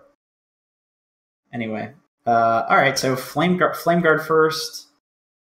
Kind of fine. Stick, Quelling Blade. I see Envy go for Sleight of Fist first sometimes if the lane is really hard, just to like get CS and dodge shit. It's kind of like PA Dagger almost. Yeah. It's pretty good at level 1 now. So you probably could have gotten that range creep with it for sure. Damn, is he dead? Nope. No, You're getting baited. Just Necrophos things. You're getting baited. Lost the salve. I will say that when you're doing something like this, it's really, really good to just eat a tango. It says you have tango going, but you definitely don't have a tango going. Wait, do you have a tango going? I don't know. This could be bugged. No, it doesn't. You don't. It shows the HP regen too in the bug. Okay, so yeah, I would eat a tango before you do something like this, because at least then you're becoming much more tanky as you dive and tank a bunch of creeps. Janqueefs. I like this new name people are calling me. That's a fucking funny one. Janqueefus? Janqueefs? Janqueefus? Yeah, it's Janqueefus. Oh, Janqueefus. Yeah, that's good stuff. Sir Janqueefus. You know, one day I'll be knighted for my contribution to the Dota community. Maybe so. Never know. It's going to be a global game. It's going to be in the Olympics. It's like giving Hunger Games. If you lose, you die. Yeah, here's the thing. There's a lot of very high-ranking people or very wealthy people in the Middle East and China that love Dota. And we don't know where the world's going. America's not going to be a superpower for very much longer. It's probably going to be China. It could be someone in the Middle East. We might have an overlord king of the world. It's probably going to be Russia, dude. Probably going to be Russia. We could have an overlord king of the world who then just makes Dota the national sport, and therefore you certainly could be knighted if you're good at Dota. So, yeah. I didn't say I was good at Dota, but yeah. So I probably won't get knighted then. You run this guy down. You have the searing chains, get the kill. It's pretty nice. 3 range creeps, a little dangerous. Pudge rots you down. That's a pretty fine trade. No problem with that. Although I'd be very careful with the aggression when there's just like a double wave. Yeah. But, if he puts himself out of position and you fuck him up for it, that's definitely a decent play. I would definitely be like opting to ideally go for more plays on single waves instead of double waves, just because you can see that like the amount of damage you were taking from the creeps, it was absolutely immense. Yeah, it was too much. So a lot of people are maxing Sleight of Fist now, by the way. Yep. It's really good. The extra damage it does to heroes is quite strong. The cooldown being, it used to be what, like 32 seconds at level 1, now it's 18. That's unbelievably huge buffs to that skill. And yeah, it's also 6-second cooldown, 160 extra damage hit on heroes is nuts. For 50 mana is amazing. Yeah, it's very frustrating to play against. It's kind of like the reason this hero works in the safe lane now. Yeah, because you can harass people out and get CS at the same time. Quite nice. Damn, they keep double waving you. Yeah. I mean, you are against a Necrophos. He just pushes the wave. So it's kind of great. I would probably just tell my support to go away and just get free farm under tower all the time. Yeah, that's a good point. I would definitely... Like, if you have Sleight of Fist max, Pudge is not going to kill you. Yeah. In fact, people are actually skipping Searing Chains altogether, but not always. Yeah, it did get you a kill in this scenario. It's probably okay to have a point in it just to slow down Pudge from rotting you down, or Necro. I would honestly love to just career out a bottle or send it on like your support, or somehow get to the secret shop and get the bottle. Because you really need regen. Like, you died there because you didn't send out regen. It wasn't because you guys went for this play. It's because you went for that play, which was good, because you're fighting the bounties and you're fighting the enemy team when you have an advantage. But you and Shaman were just low. Yeah. Like, you were just making a play as if you weren't low when you were low, because you didn't have regen. Oh boy. Why are you coming back to lane with no regen? You've already established that this lane is going to get you low regularly. You just have to have regen in that scenario. It's like... Yeah, I mean, bring 2 salves. Like, that's fine to do. Like, late game salves are perfectly fine. Yep. Like actual late game salves are fine. So, therefore, salves in the early to mid game are, of course, going to be perfectly fine. Yeah, I'm not a huge fan of the Battle Fury either. Like, people usually, if they do go for Battle Fury, they'll go for it as like a later item. They'll go like Maelstrom first still. I mean, look at this. You're at like 3/4 or 2/3 HP, and you're suddenly extremely uncomfortable about being anywhere near the creep wave, and you have no way of getting there. There's zero way for you to get back to comfortable HP. I would say, like, well, number one, you could have had these boots in your inventory if you just TP'd with them. So now you send out the regen, but you have to wait for it, and Necro's level 6. I would honestly say, like, what you want to come back to the lane with is probably Bottle, Raindrop, then maybe even a Salve or Finisher Wand. Like, you don't want to just die and then not come back to the lane stronger, because obviously when they kill you, they're going to be stronger because they got gold, they got experience. When you come back, do you want to allow them to just have a mountain of an advantage on you? No, you want to try to like do whatever you can to get efficient items so that when you come back, you're not just fucked. And the way that you do that is you have to actually buy things, efficient things as well. That's why Raindrop, stat items like Wands, and then Boots or Bottle would be good. But I would argue Bottle is better because then you can just shove out the lane jungle, shove out the lane jungle, shove out the lane jungle. You can get CS. Go grab the bounties. You can farm solo here. I would also say you want to max out the Sleight of Fist for all of the reasons that we mentioned. Most people are maxing this first. It helps you farm a lot faster. It allows you to contribute to fights. You can kill people a lot better with it. The level 1 point in Searing Change is fine. Flame Guard at level 2 is like a value point. That's fine to go for that, but a lot of people don't even go for a level 2 point in Flame Guard. They literally just max Sleight of Fist, and then they farm until they have points in the Flame Guard. Yep. And I also would agree that Battle Fury is not the correct item in this game. I mean, if you look at their heroes, like the accuracy procs from Maelstrom is going to be really nice against Tinker. Well, he's going for Travels first now, which is also quite aggressive. It is aggressive, but I'm just saying, like, I think that an early Maelstrom is like extremely important in this game to deal with PA, to deal with Tinker Blind. It does damage to Necrophos when it procs. It's super good on your hero, and just helps you farm really quickly too and clear waves. Synergizes extremely well with Sleight of Fist being maxed out if you were to do that. Yeah, there's just a lot of reasons to go for that item. And Maelstrom's just busted on this hero, and I also wouldn't say Travels First is a great choice. You have better in the mid lane. I honestly don't even know if I like it in general on Ember. Like, people have been really straying away from going Travels First. It's usually like Phase Boots, Treads. Yeah. Treads if you want more stats, if you want to farm a little bit quicker, Phase Boots like otherwise. Because if you phase and then use a Remnant, it gets the bonus movement speed. Like, it helps you contribute a lot. And also, Clinks and Invoker are going to be playing around the map a lot. And even Shadow Shaman like shoves in lanes and stuff. So you don't really need a hero that's like traveling out and shoving in lanes, because you already have plenty of that. Like, you have plenty of heroes that can play in side lanes on their own. Like, what you want more of is just something more of a fighter in this game. You're like a team fighter. Even if you're a farmer, if you just have Bottle Phase Boots, you can farm up the jungle faster because you get the bonus damage, of course, from the Phase Boots. Yep. Like, Travels gives you nothing except for like a global presence, and the global presence is really good, but you already have a lot of global presence. Yep. And then also, like, it gives you no stats. Like, I don't think this is a game where you can just go literally Travels Rush. Like, you have 137 mana now, 433 health. At this rate, you're gonna have to go back to Fountain or use a Shrine like every 2 minutes, which is just terrible. Yeah. Like, you need some sort of regen, and even with like Travels, it's still, well, the thing is, up until the Travels point, you're going to be suffering so much building into those. I've actually tried to do this on Ember Spear before.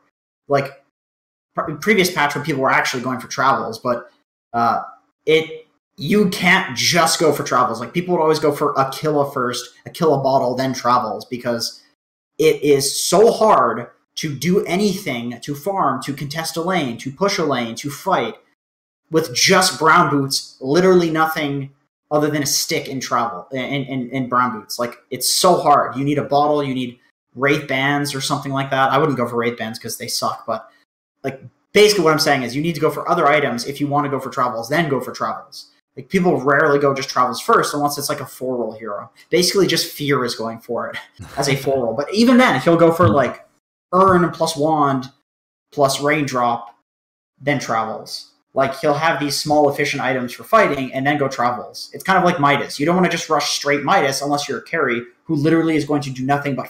Like, the reason it's fine to go straight Midas on Nakes is because you can get it at like 5 minutes into the game where you don't need anything else. And Nyx naturally is tanky enough to sustain without any other items. Like, that's the very crucial part is Nyx has sustain, he has magic immunity, he has a lot of HP. So getting an item that gives you no stats is actually completely fine. But Ember is not any of those things. It's so hard. It feels so hard to play this hero. You feel like a useless fucking piece of paper up until the point that you get the travels. And then when you get the travels, you're a really fast teleporting piece of paper. Yeah. Also, just a tiny efficiency thing here. It's like if you're ever going to use a shrine, you should just pull this camp into it because you can be farming it while you're healing up. And that would get you level 6, which would then allow you to potentially go gank with your level 6 or go back to lane more quickly or take a fight. So all sorts of things. The problem with ganking at level 6 in these items is that if you use all your spells, you're literally out of mana. Yeah. Like 50 plus 150, 200 plus Flame Guard, 300 plus Bolas, 410. That's all of your mana, dog. That's like, this is why. Like, Ember's stat, like, you could defend that tower possibly if you had some more efficient items at this point. And more levels in Slight, for sure. Yeah. But yeah, now you're just going to jungle, and you're probably going to jungle until you have travels, and then by that time you will have already lost all 3 lanes and most likely all of your outer towers. So it's going to be once again, we're against like an incredible late game lineup in Tinker PA Necro. It's very hard to come back against a team like this if you give them an early lead. Yep. So yeah, I mean, how much more do we want to talk about this replay? Because like, this is one of those games where I feel like it's already over because your itemization is going to be incorrect for the entire game, and you had a very shitty laning stage. Yeah. Like, I don't really know what you can do or what I'm going to be able to say at 20 minutes. Let's just go to 20 minutes and see. Where the Golden Voice asked, "What are all of the greater than 700 gold items you can buy in Ember?" I assume you mean less than 700 gold items. You can. Let's see. You should have a full wand. You should have a bottle. Maybe one Wraith Band or Bracer. Yep, I would say probably a Wraith Band. Most mid Embers are going for at least one Wraith Band. Yeah, you can go for like one Wraith Band. People just don't go for like, it's not all about the Wraith Band craze anymore. Yeah, and then they don't go for like a fuckload of them.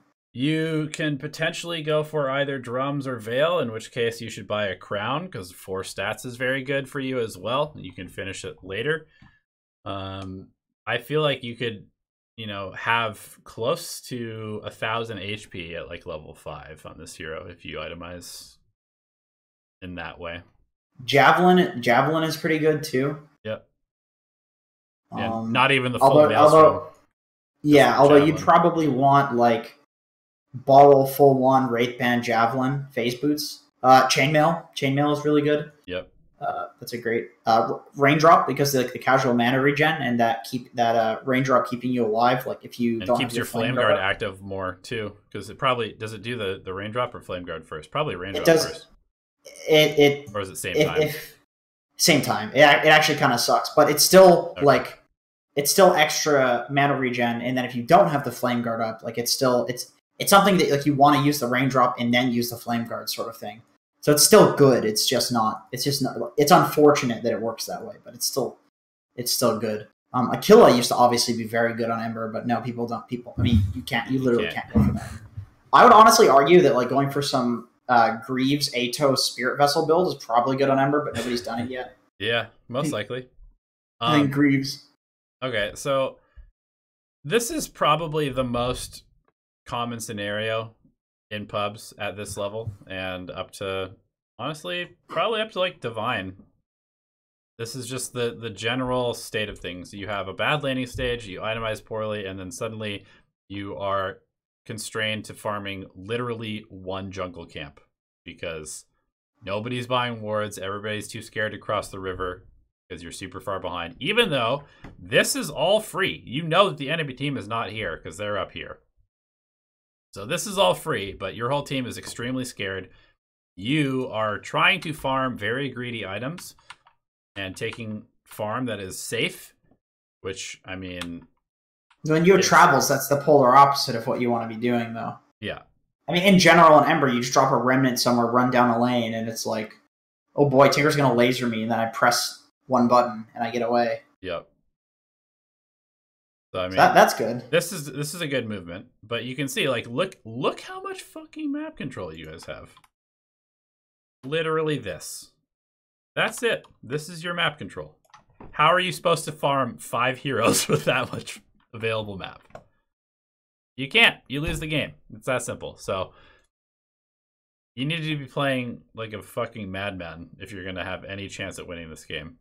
But chances Envy is like one of the best Ember players, and that's what he does. He plays like a complete insane maniac. You just drop a remnant somewhere, go down a lane, dive towers, cut creep waves. Like, you can run along through the enemy jungle and just cut at their tier 3, where they'll just see you at their tier 3, they'll all chase you around, they waste their time. You literally win the game because you'll clear your entire jungle by doing that. You do that once, and your team gets a 1k gold lead. You do that twice, your team gets a 3k gold lead. I promise you that despite them being about to push high ground right now, if you were literally here at their tier 2 tower completely envisioned... Dude, I think just go bottom, like go even lower. Like go right in front. No, but back even more. There. Cut there. Be a fucking madman. Closer to their base. Closer to their base. Pudge, right fucking there. Cut right there. Pudge would TP here. Necro would probably TP here. And then your team would take like a 4-on-5 or 4-on-3 fight over here because people are just going to be like, oh, kill the Ember! Let's go kill the Ember! He's so dumb, he's at our base. And you're like, you guys are morons because I have a remnant at our base and we're going to kill your entire team after you TP. Dude, I'm telling you, I told this story on the other stream, but I was playing Storm Spirit and I was in a game on my Smurf and my girlfriend was in that game and I was cutting at their tier 3 and all I could hear was saying was, stop fucking chasing him! Stop fucking chasing him! Stop fucking like they were destroying us. They had a Doom with Doom and he TP'd into a tower, right? To try to get me cutting his tier 3 and he runs towards me, so I zip a little bit away. He runs towards me, I zip a little bit away. And I fucking get this idiot to chase me for like 15 seconds long and then my team like wins a fucking team fight. And my girlfriend she's just so fucking mad because this idiot on her team is chasing because it's a kill, because you see someone in front of your tier 3 and it's like, oh, you shouldn't be able to get away with that. So you go and chase, but it's like, no, you can. You can get away with that because the enemies are far away. Just because it's close to the enemy base doesn't mean it's dangerous. The only reason the enemy base is dangerous is because the enemies could be there and they can TP there. But if they're not there and you're forcing them there, that's a good thing because then you're making the rest of the map safe. Yep. So yeah, I would say literally go as close to their base. Go to the fucking enemy fountain if that's what you need to do. Yeah, I've seen Envy do that on Ember. You want to be so envisioned that they have to come try to get you, basically. Yes. You want to be so unbelievably tantalizing that they have no other options but to come get you. Make them salivate. Make them salivate for your fiery cock. Make them go for it. You know? I would almost say it's better to go to their fountain, take a bunch of damage, and stand here at 100 HP than to come back and try and fight this. Because you have actually zero chance of winning this fight. And if you can just stand here at 100 HP, you know at least one hero is going to come back for you. Yep. Okay. You can do that. Like you can do this on any hero. It doesn't have to be Ember. This is an any hero thing. I always see people running and fighting when it's the point where they actually just be a fucking insane man. In here, it's still in there. So Hockey Laner says, replay ID is this. I play Disruptor. I've gone from 1.8k at calibration to 2.3k. Congratulations. That's a pretty significant, like 500 MMR is obviously significant. I feel like I'm stagnating somewhat each game. It's starting to feel a little bit like rinse and repeat. Just hoping to get a look over my laning phase. This is my main focus as I feel it's the portion of the game that I have the most influence as position 5, which I would agree. Dude, Hockey Learner has like a good idea towards the game, actually. Like, super good idea. Why is it not downloading? And he's also karaoke, so that makes a lot of sense. Hopefully you can get a tip on where to improve as to have something I can focus on getting better the next dozen games. I think that we're not going to be able to watch this one. But here's what I would say is I don't think we should watch the laning stage. Because if you're stagnating, and we already know that you have a reasonably good laning stage as a support, it's somewhere else that is causing you to stagnate. And my guess is that you probably are not doing stuff like taking a little bit of farm to get your item and hit your power spikes as a position 5. You're probably not shot calling enough or, warding aggressively enough to allow your team to take advantage of your good early laning stage. And that's probably why you feel like you're stagnating, is because you're having these rinse and repeat good lanes, but then you're not winning these games enough to actually continue to climb or feel like you're just way better than everybody else. And that's because you're not focusing on the part of the game that you're worse at. We know that you're good at laning. You've already shown us that you're pretty good at laning. You make the right plays, you pull, you rotate when you're supposed to. Everything beyond that, we haven't really looked at very much because we've mostly just focused on the laning stage. So it's actually pretty important for you to go look at what you're doing in the downtime, probably between 8 and 15 or 20 minutes. Because I think that's probably where supports lose the game the most.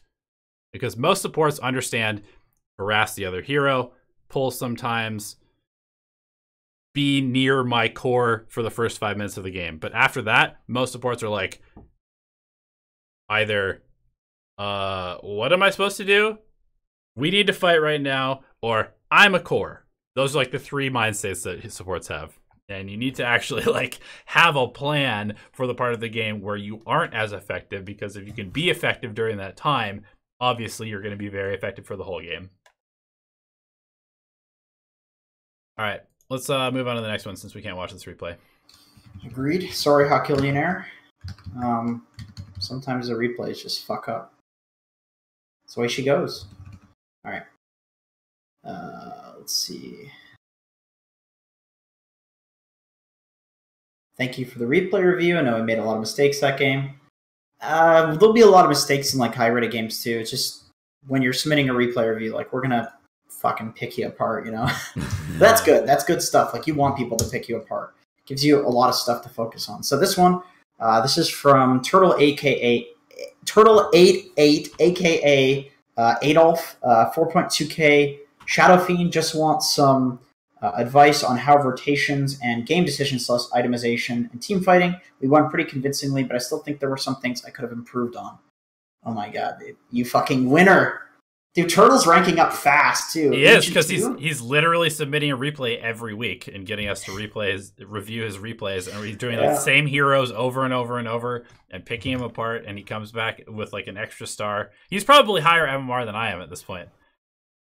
That's not hard to do. I know. He's literally been sniping my games while I stream.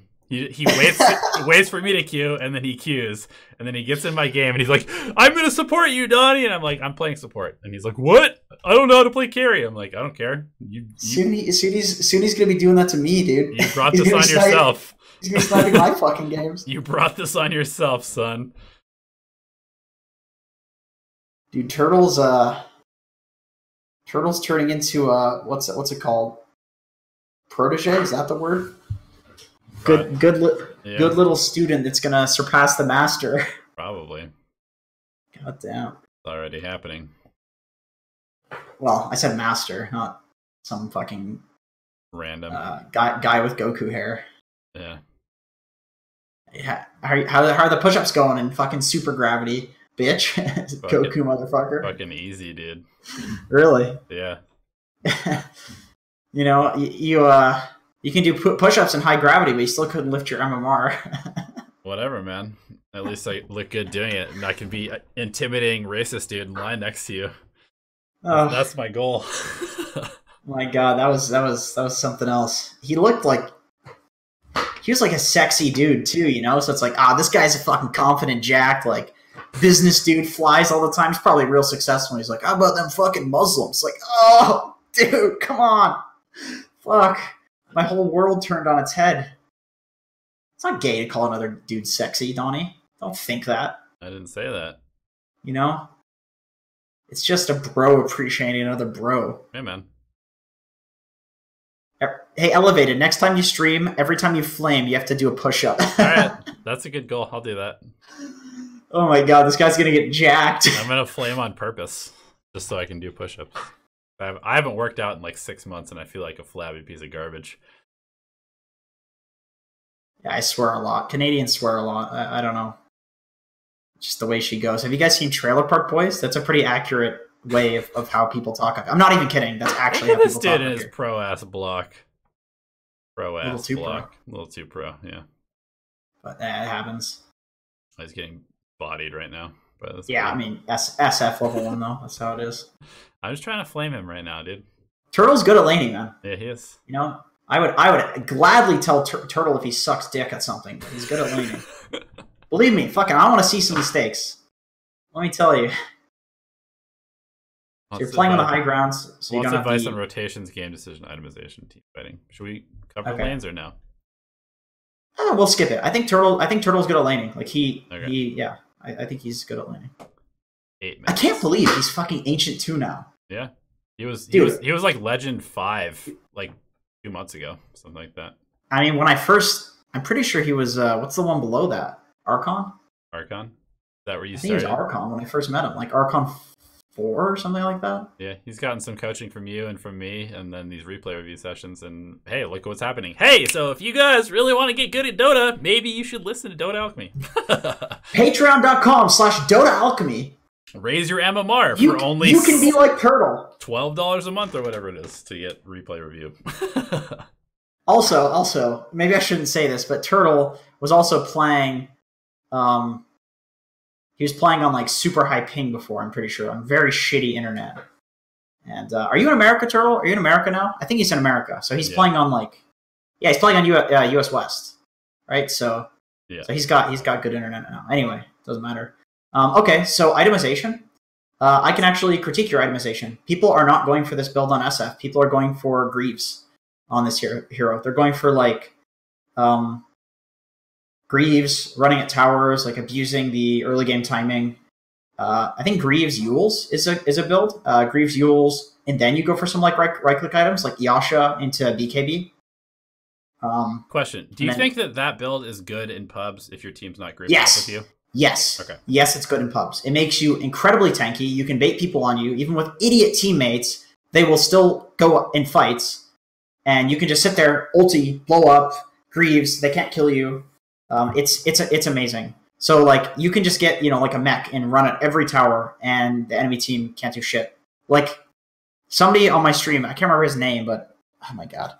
He's a captain on like a tier 2 NA team, and his name is Oceans. That's always what his name is, Oceans something or other. But he's a good player, and I never remember his name because he's kind of like a new guy that I met through pubs. But I was in a game with him yesterday, and he said he was playing SF, and he's like, okay, I haven't ended the game by 25 minutes, so we're gonna lose. And it's like, yeah, it's a little bit whiny to say that, but I get. Obviously, he was being a little bit hyperbolic, but I get what he's saying. Like this hero with the Greaves has this unbelievable early game timing that is almost unmatched by like most heroes in Dota. You just do exactly what you're doing right now, except way stronger with Greaves. Like you would be immortal with Greaves right now. Yeah, and a couple benefits to the Greaves are: one, you go through mana like it's, I don't know, chocolate chip cookies or something like that. You just spam them out. That was a good analogy. Don't give me that face. But additionally, look at your fucking damage. You get so much damage from souls that you don't need to buy damage items until like late game on this hero, pretty much. What pros do I follow and emulate? Forev, Universe, Cuckoo, most just any offlaners that I can see. I think rotation. So I want to see the QoP. I want to see how the QoP is doing. Because usually when you take the mid tower, it's QoP, by the way. Yeah, I would actually probably rotate to this Queen of Pain, and then take that tower. Like, what? Oh, that's fine. 0 points in Scream, really? I mean, it's kind of stupid. You probably want to go 1 point in Scream, but it's fine to max Dagger. Yeah, now this rotation of the QoP is good. I think. I think this is generally the hero and the area of the map that you can get like the easiest tower. You just do it a little bit late. But that's fine. Like, you Siege Wave, you can take the tower. Yeah, just nuke that shit out. Once again, yeah, I think you made the right rotation, which doesn't surprise me now that you're Ancient. I think this is a lot better than the shit that I've seen in your replays before, which doesn't surprise me because you've ranked up a lot. So, camera on the mid lane, because you know your job is... This is a good replay for other people to learn from, actually. Like, look how Turtle puts his camera on the mid lane to check the status of it, despite not even going there. It's like he's in the top lane doing actions in the top lane, but he's checking the status in other lanes. Like he knows that even though he rotated top to get the tower, that the mid lane is still his job to push out, not to farm, to push out. And since it wasn't in needing of getting pushed out, he didn't go there. And then the Queen of Pain goes there, and his camera no longer moves to the mid lane because the Queen of Pain is dealing with that action that he needs to do. So yeah, this is good. So you take the top tower, take the bot tower. I mean, this is a winning replay, so I imagine that there's not going to be much else that we can look at because you've just done correct actions so far. You were a little bit slow on the rotation to the top lane. Rotating to the safe lane generally is not a good idea because generally that's not the easiest lane to just group up with the core and take the tower because your offlaner is usually stronger. It's usually the pressure hero. It's way harder to defend the safe lane tower. Usually the enemy team fucks off out of that area and then they run to the bottom area, so you'd be fighting into more of them in the bot area. I would say the bot area is more where your offlaner would want to occupy at a certain point, but like to make space, and then you go to the top lane and take the tower. But I rarely see like mid laners go towards the bot lane after taking the mid tower. It's almost always the offlane tower that they'll go for. And ideally, if you could like take a smoke and get a kill before doing that, that's an ideal scenario. However, I would first focus on making like the correct rotation as opposed to. But if you want to focus on it, like you can say, "Hey, Pudge, let's go top." Like usually in a competitive game, what you would want to do is you would take the mid tower because you owned this person mid. Are you still talking about this shit, Jenkins? It's important. This is something that Loomden taught me. Okay. Don't you want to look at this and watch him die and say this is a okay? Wait. Pause it for a second. I do want to finish off this thought. This is something that Loomden taught me that like, and I know the guy's he's a fucker and shit, but he was a good coach and he learned from a lot of other coaches like Heen and stuff like that. But essentially, like when it comes to every concept in Dota, there are levels to it where like you can understand it at one level, but bringing it to the next level is something else. So if you want to like bring your rotations to another level, start including other people in them. Like be like, Pudge, we're gonna go top, so that way we don't only get the tower, we get a kill as well. Like you can combine things. It just requires a little bit more of an understanding of the concept, but you're a high enough level that you could probably start doing it. Anyway, let's watch this shit. I mean, this is just a terrible death. Just wanted to point that out. Let's see. And it's terrible because okay, just you and your Pudge. See two of your teammates in the top lane who are showing, one of your teammates in the bottom lane who's not showing yet. Pudge dies, and now you're just farming these creeps. Get out! Get out! Oh my god! Like, why are you farming these creeps? Remember, the purpose of pushing in the lanes and creep farm is not to get the farm. It's to force the enemy team to the location, which has already been done. So when you are farming there, that is farm that you could be getting the exact amount in the jungle, except safer, and then the enemy team would be forced mid, and they wouldn't kill you. So you had already forced them mid, which accomplished the goal of pushing in creeps. And that's just the way that you need to think about creeps, is once the laning stage has ended, you want to push in creeps as a way of getting the enemy team to be distracted by forcing them to that location because there's creeps in front of their tower they have to deal with it or the tower dies. And if you don't see anybody on the map, in general, you go farm jungle. You push in a lane, you farm jungle. If you see people, then you can go up to the lane and start farming it, but only if you see everybody.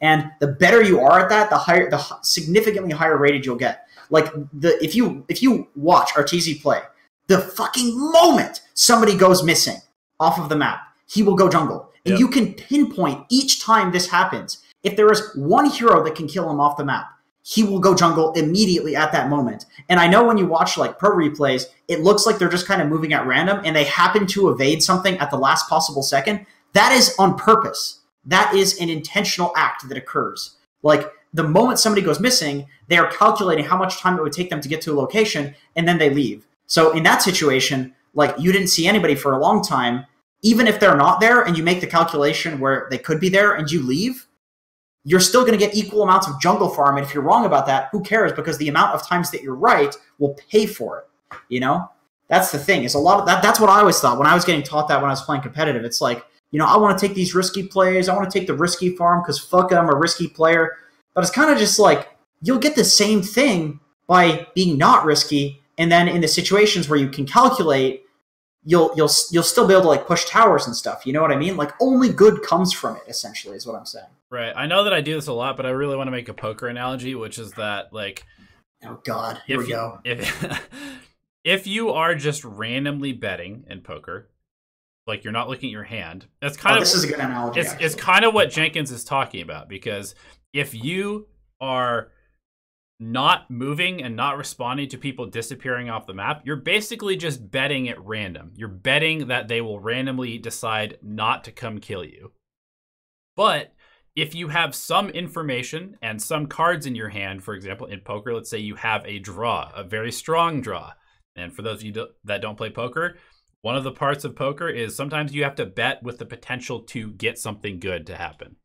And in Dota, you want to be basically making those bets all game long, because you never have complete information in Dota, but you want to be making moves, making decisions, making and taking risks that have a relatively good payoff and have a relatively good chance of happening. You're not just pushing all of your money into the fact that you hope that some random psychological influence of the other players on the other team is going to make them not come kill you when you're standing in a spot that's dangerous. You could simply just completely eliminate that decision from their brain by not being there, and then when you do see them on the map, then you can make the conscious decision to show in a relatively dangerous location because you know where they are and you can actually plan what's going to happen as opposed to just hoping for the best. To kind of follow that up, Turtle said in chat, I assume someone would react to the top push with Jakiro and the Siege Creep. But the thing is, that's the thought process that I had too when I was getting taught these things when I was playing competitive. It was the same thing where it's like, oh, the enemy team are idiots. Why are they here? I thought they were doing this thing. And it kind of goes back to what Donnie was saying, is that you didn't have information about the enemy team. Nothing. Zero information. You were taking a bet, and the thing is, what do you get out of it if you're correct? 3 creeps of farm? You can get that in the jungle.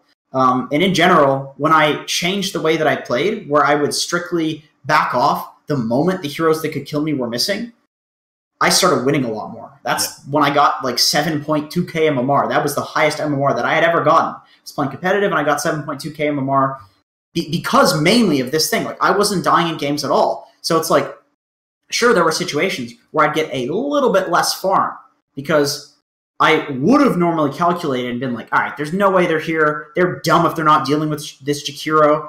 And then sometimes I'd be right about that and I'd get some farm, but it's 3 extra creeps. It is not actually worth it. It's way better. And that's why I say Arteezy is a perfect example, because he's the type of guy, and this is why he's a really good carry player. He's the type of guy that if one person is off the map that could kill him, even if he could probably calculate that it's very likely that this person could be with their team and he sees their team, he still won't farm a wave.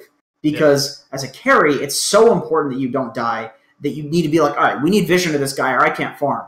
And he wins a lot doing that. And I think as a mid laner, as an off laner, it's more towards you can be a little bit riskier. But in general, I would say that you probably want to lean towards, if you don't see heroes that can kill you, most of the time, 90% of the time, you back off unless you are in a situation where you have to take risks. But in this situation, you're the top of net worth. Your Queen of Pain is the top of net worth. You guys are huge. You don't have to take risks in order to win this game. And I know we're harping on one subject, but this is a winning replay, so I doubt there's going to be many more mistakes in it. So that's why I want to focus on this mistake, because this might be happening in other games. And for what you're responding in chat, it seems like this might be a common recurring thing. And man, let me tell you, I want you to get Divine. I want you to get Immortal, because you're a success story. I love it. I can be dude, look at this guy. Turtle's fucking ancient now. He was Archon when he started. Now he's going to get Immortal. Yep. That's great. So I'm giving you honest advice here. I would say really focus on, if you don't see people that can kill you, value your life really highly and be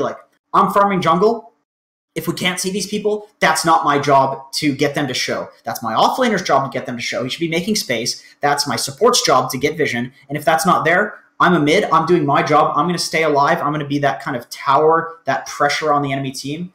And just be very, very safe, I would say, in this role in terms of who you see on the map. And remember, remember the video that I just made that most of you have probably watched, which is how Miracle doesn't die very much. Why he has such a high KDA. And I legitimately think that KDA might be one of the most important stats to look at for every role. Unless you are playing a hero that literally suicides themselves on purpose, like Pudge, Skywrath, Undying. Shadow Shaman. Yeah. Unless you're a hero that actually suicides themselves on purpose, even if you're playing a support, your KDA is extremely important, because generally speaking, if you play perfectly, you should not die in a game of Dota. You should die like 3 times max if you happen to be the focus in fights. Yes. Or if like they do a good smoke rotation that you couldn't have predicted.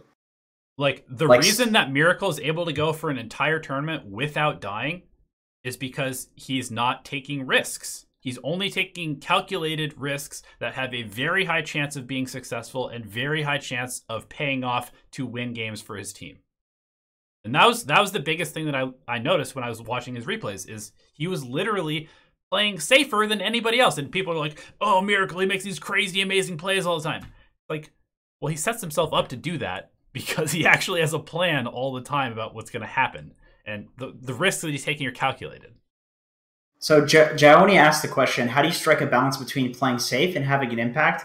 And I realize what we're saying right now is basically the opposite of what we were saying with the Ember Spirit game. And this goes back to something that Nusham would always say to me when I was playing on Leviathan with him. He basically would say this when we played with new players who didn't get how we played as a team, and they were always very safe, and we were a very aggressive team. That's how we won games, because we would kind of out-chaos people instead of out-skilling them. But essentially, there hits a certain point in the game where if you're behind, you need to start taking risks, because there won't be good calculations on any risks that you're taking. So if you're in a situation where your entire map is dark and you feel like you're just losing and losing and losing, then you're already losing, right? So it's just a little bit less risky, because it's like, who gives a fuck if it fails? But you need to go for plays like that. So in a situation where you're ahead, you don't want to take any risks whatsoever. That's basically it. But when you're falling behind more and more, somebody's got to start taking risks. But it's kind of like just a dial that's like going back and forth depending on your gold and XP lead. So if you're behind, then that's when you go for those risks in order to get wards up. Like, because that reward is so worth it to get those wards down, that the risk is worth it. And it's like, you're probably going to lose anyway, so it doesn't matter. But in this game, you're winning. So all you need to do is not die, and you're just going to keep winning. So that's why you don't want to take risks in most situations in Dota, unless you're behind. Yeah, that in essence is how you win Dota and you rank up very quickly, is you win the laning stage and then you just don't do stupid stuff and you don't take really dumb risks and you just hold that lead that you got in the laning stage for the entire game. Obviously that's easier said than done, but that is the basic pathway to winning a lot of games very quickly and gaining a lot of MMR. Yep. And one more thought about the taking risks thing is, even those risks are calculated risks, because it's not like you're going to send your Shadow Fiend, who has no escape items, down the lane when you have an Ember Spirit or a Puck. You're going to send one of those heroes, because they can instantly push out the wave and not die most of the time. You're not going to send Medusa to split push a lane when your entire map is dark. You're going to send a hero that can instantly clear the wave and disappear off the map. Medusa can do neither of those things. Yep. I think this is good for this replay. Yep. We've kind of covered a lot. And this is the end of replay review, right? We have, let's see. Are there any left? Hawkillianer submitted another one, so. Okay, we'll do that, and then I gotta go. Okay. So we'll have to do Arctic Wolves next time. Shadow Shaman. Oh shit, we have 2 more? Okay. Well, 2 more, yeah. We'll do 2, but that'll be it. Okay. Let's see. Oh, what? Fuck. Whoops, that's not the right. I copy and pasted like half of the number. That's not going to work.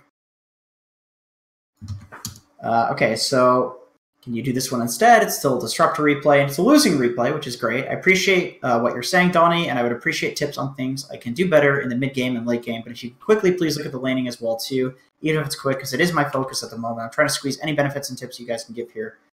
I love that you're insistent on learning the things that you want. Like, you're really taking the reins on the learning process, and that's what Turtle did too.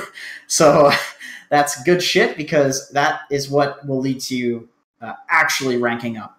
There's a lot of people that are defensive when it comes to replay reviews, and even like playing with players on competitive, going over their replays, people are defensive, and it always it's like the polar opposite of what you're doing. It's like never leads to like actual learning. Actual learning has to be like mindlessly, boringly hammering in certain subjects until you fucking get it. You know what I mean? Week by week, every single week. That's how it works. Okay, so running top. You're aggro tri-laning. Looks like the Necrophos. Bully them off the bounties, which is perfect. Yep. Terrorblade versus... Okay. Oh, so you fought the top rune. God, Hockey Laner does good shit. Yeah. And then he hides in TPs so they don't know that he's down here. So yeah, that was really good. Inspired by Replay Review, became a Patreon. Thank you so much. Fucking appreciate that. I'm so serious when I say that. I know YouTubers are like, oh, thanks guys, I appreciate it. But it's like, fuck man, you're paying my rent. I really do appreciate that. Holy shit. Oh man, give me all your replays. Alright, so chilling on the side. Terrorblade gets harassed a little bit. Probably pull. So you have a pull to work with now, yeah. So you pull it. Take the hit from it so it pulls. Yep. I would look to probably pull through now. I'd be a little bit worried not moving my camera over here, but your timing is good. You see the timing. Yeah, I'm also a little bit worried at the fact that you haven't checked the items of either of these heroes. Actually, this is fine. This is fine. You feel like you're going to be pressured in this lane, so you just pull a single pull. This is fine. I'd like to see you checking the items of the heroes. I don't know. Yeah, maybe you did early on.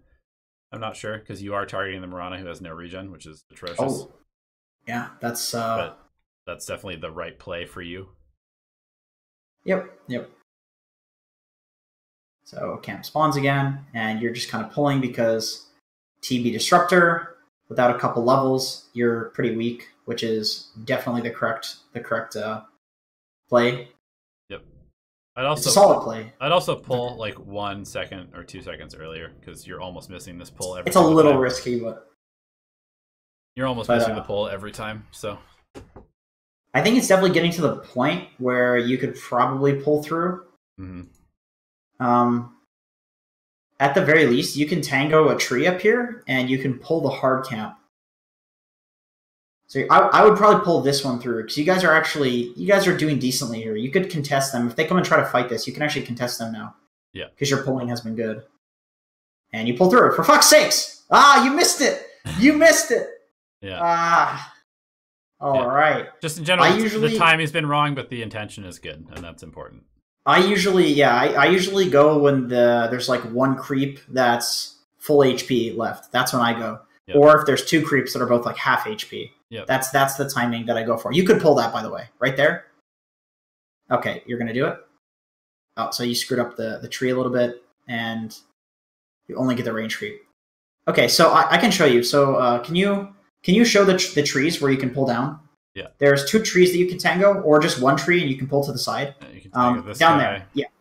Yep. And then you can pull to the side, or you can pull down and then tango 1 tree down here, that tree, and then pull into your tower. Yep. And if you pull into your tower, it's very hard for them to contest you because the creeps are out of vision because there's those trees blocking. So even if they walk over, they have to go around the corner to contest you, and that's just the advantage of vision being a thing in Dota is that like you're doing the exact same thing, it's just out of vision. Yep. So that's why Radiant Safe Lane is so difficult to deal with. Is that hard camp pull is devastating. This rotation. Very hard to. Sorry, this is a good rotation. This rotation is actually making me very proud because you get the stack, you pick up the bounty runes, you got 3 wards in your inventory and a smoke. You're gonna go place wards on their shrine. You're gonna go place ward mid. This is actually an AOE level rotation. This is literally what he does every single fucking game. Every single game. I watched like 30 AOE replays when I was making a support video, and he does this every single game at 5 minutes. Not one game did he not do this. He's safe lane supports, he stacks his camp, he picks up the bounty runes, he goes and wards here, and he goes and wards mid, and he looks to kill mid with nighttime. So this is, I mean, my hat is. So you're saying he should definitely have warded the shrine there, probably then. Yes, you need to leave 1 ward for your safe lane. For your safe laner, because they need to know what's going on. Otherwise, it's extremely scary for them to even farm. And even if the lane's under tower, they could still get arrowed from the trees. So you need to put a ward. I would say potentially against a Mirana, maybe like right here, even just because. I mean, I would just say in the lane, but since you were getting the bounties, you can place a ward like on the shrine or to the right there, like by the tower. Like you can walk and yes, up like by the enemy tower. Yeah, up here. But yeah, right there, exactly. You can place a ward there, or you can place a ward on the cliff by the shrine. Yeah, basically what I would have done if I had your 3 wards is I probably would have put 1 ward in lane for my guy here, and then I would have put 1 ward right here on the shrine, so you can see somebody from top or mid rotating through, and then you go and ward mid as well to look for a kill on the drow. Like you have 3 wards in your inventory, you might as well protect your safe lane, protect from rotations, and then go kill this guy with those 3 wards. Yep. But the rotation was good. Yeah. So yeah, I definitely think placing the second ward would be legit. Just because you had 3 and it's nighttime, so the vision right now is like super effective. Coming back here is definitely a fine rotation because they're still pressuring your TB, and TB is such a good carry to just secure farm for. Yeah. However, I definitely think that like at a certain point, I know this is on the TB as well, but you can just take this lane and have TB go jungle because he farms jungle just as fast as he farms the lane. In fact, it's safer for him. Yeah. And then you just ward up the lane for yourself and essentially become somewhat of a core. This is a very typical thing for safe lane duos to do, especially if you have a hero that farms super quickly like a TB. And at this point, I would look to pull through as well because you guys have levels, so if they can test you, you'll fucking obliterate them. Yeah. You stack. Dude, Hockey Laner is legit. He's going to be very high MMR very soon. You're messing up the stack timings a little bit, but yeah, I'm pretty... I mean, this is more than supports Divine do. Yeah, for the most part. No, this is legitimately like stuff that... I mean, this is the stuff that we teach. Like, this is the kind of stuff that you should be doing because it's actually good to do in Dota. Yeah, this is good stuff. I have noticed that you're messing up some of the timings though. Like, yeah, definitely a lot of like misstack timings and pulls. Like, you're like, yeah, it's like 5 times so far. So what I would recommend in terms of that is because like Donnie and I are both agreeing, you are destroying in terms of like your ideas, and so I would literally just go into a practice lobby just for an hour, just do it. Yep. Like just sit there, grind it out, and you'll never screw it up again. Yep. That's all you have to do because like your ideas are good. You have good ideas. It's just some of them are like misexecuted. You can put the safe lane ward that we recommended just a little bit later. Yep. Like, and then you're walking to the shrine. Not a huge place a ward up there. It's okay. I think it's better. It's an okay ward. I mean, yeah, it's probably better to get it there because it gives more vision to the mid lane. Like, if you have the ward right there and then the ward on the cliff, it's a little bit redundant. Exactly. That's the main thing, is that these 2 wards cover... But it's still better to have this than nothing. It's better to have this than nothing. It secures the tower. Yep. Like, this is still good. Like, there's a lot of things that happen that are bad. This is just good. It's just not optimal. That's all. Yeah. But I would say, like, the biggest thing for me in this game is just that mechanically you're messing up the timings. If you had got all these timings off, like, this is some 5K supporting at least. Yeah. Like, you would have, like, multiple stacks. You'd have, like, pull-throughs. You would have wards down. You would have, like, I think 3 stacks or something like that. Like, there's just slight mechanical issues. Yep. This rotation is good, too, to the top lane. Pick up the bounties. Yeah. I think it's incredibly... I think you should have stayed in the mid lane there. I think it's really vital that you get your level 6. This is the same thing that we talked about before. It hits a point where you have contributed immensely, but you are no longer going to contribute without your ultimate. And then also you need kinetic field if you're getting your ultimate. Yeah. BH is level 6. He wants to go track people, so he's going to go away and do some other stuff. Yeah, you've essentially set your team up to win the game single-handedly as a support based on your supporting so far of the Terrorblade and the rotations that you've made. So your job for the early game is over, and it's now your job to get the abilities that will allow you to contribute in the mid and late game in team fights, because that becomes your job. Your job is no longer to secure Terrorblade's farm. If Terrorblade's dying in this lane at 11 minutes, it's his fault now. He shouldn't be here anymore. He should be maybe in the top lane taking this tower, or simply jungling like Jenkins said. It should be, honestly, TB should be jungling top and pushing that out, and Necro should be bot. That's like the ideal situation. You can't control them, though. If they want to make mistakes, let them do it. You should be mid getting 6. Yeah, in fact, you need level 7. Yeah, actually. You desperately need to get levels right now on this hero, and so this rotation is actually a pretty big mistake. It's just one of those situations, again, where if they're going to get a kill, if your team is going to get a kill, they're going to do it with or without you. Yeah. Just given the skills that you have right now. It's just hit that point in the game where almost everybody is going to have their level 6 except for you. Yeah. So you showing up to this is not going to... Look at this. Like... Yep, that's I mean, that's textbook. Like they could both die there without you being there, and you could be getting level 6, and it would actually be worth it. It'd be space created. Yep. You could even be pressuring this tower potentially by pushing this creep wave out and last hitting these and stuff like Drow's that. not going to kill you, man. There's no way Drow kills you. Yeah. You just free farm that lane. Yep. Yeah, I would say like 8 to 12, 13 minutes, maybe even a bit sooner is like when you hit that point where you're no longer strong and you've already done your job, and your job is now to farm. Yep. And this happens in almost every game as a 5-roll, unless you're obliterating so hard that you get to your level 6 by just killing people. But in games like that, it's just not even Dota. The game just devolves. Yeah, the game's already over, basically. Yeah, you just stomp everybody. Yeah. Cool. All right, let's do that last replay by Arctic Wolf. All right, let's give her a gander. Thanks, guys. These are the perfect 1% extras I was chasing. Thank you so much, man. Thank you. I'm glad you're ranking up. I think you will keep ranking up. Just keep looking for. Never stop looking for things to change. To get better. Oh yeah. Ooh. Dude, that's new ranks too, and the ranks went down. Everybody lost ranks. Everybody that I know has lost MMR, lost ranks. Yep. At least lost medals. All right, so this is Arctic Wolf. He says, Shadow Shaman game. Hi, just finished this game, and it went well early, but around 20-minute mark, it started to fall apart.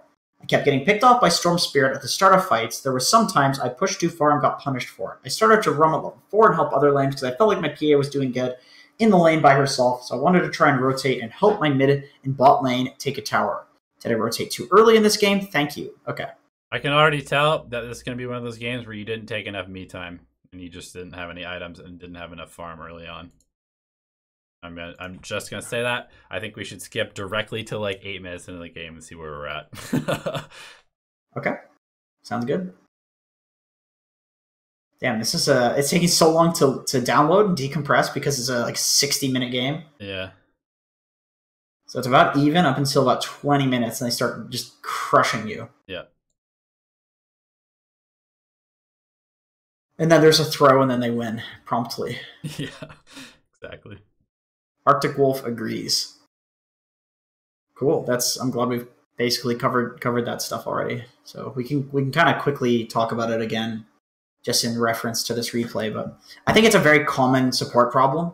Even in like Divine games, people don't do it. Yep. The reason that I'm so aware of it as an issue is because I dealt with this issue competitively as an offlaner with blink timings. It's the same thing where, oh my god, yeah. It's like, Jenkins, you are no longer useful. Get your blink. Yeah. Like, if you're an Earthshaker, if you're a Centaur, if you're a Slardar, I've literally seen Ice take 5 minutes and just farm and let his team die to get a blink, and then he gets a blink and wins the game. Yep. That happens so often. Yep. All right, so let's see. I like the build. Skill build. Yep. Item build, too. I like that as well. Windlace plus boots, super effective. I'd probably say like a stick is good too, if you could afford one. Generally in this meta, there's a lot of fighting. I assume you're fighting a lot in this game, given the amount of deaths that are, well, 1 in 4. I mean, still, this hero wants to fight. He's 1-1 at the moment, so stick would be good. Even if you're not fighting, it's like there's harass in lanes. Yep. Your PA is jungling. I'm a little scared about leaving PA alone against an Omnight Bloodseeker, but they're not level 6 yet, so it's okay at the moment. As long as PA goes in jungles, it's not that big of a deal. But yeah, it's 9 minutes into the game. I would love to see you getting level 6 right about now. Shadow Shaman is a hero. Like, the thing is, it should be your Wind Ranger that's doing shit at this point. Like, it's good that you go to her lane. That's fine, because you should be there. She shouldn't. So yeah, you can see kind of how like 2 minutes of just doing literally nothing except dying. It's the same thing as the other replays. Yep. Like you are no longer an effective hero because other heroes have just surpassed you. Yeah, you're just getting out power spiked right now, and you need to hit that power spike. And your Wind Ranger needs to leave mid. Like, you need to tell this guy, dude, go gank. Like, go do something. I need a lane. Say that. I need a lane. Yep. Now that you're level 6, that's fine, but it's 11 minutes in. You could probably have it a lot earlier. Yeah. And now you want to go take a fight near one of their towers so you can drop wards on it. So I'm curious to see what you do. Going to the safe lane.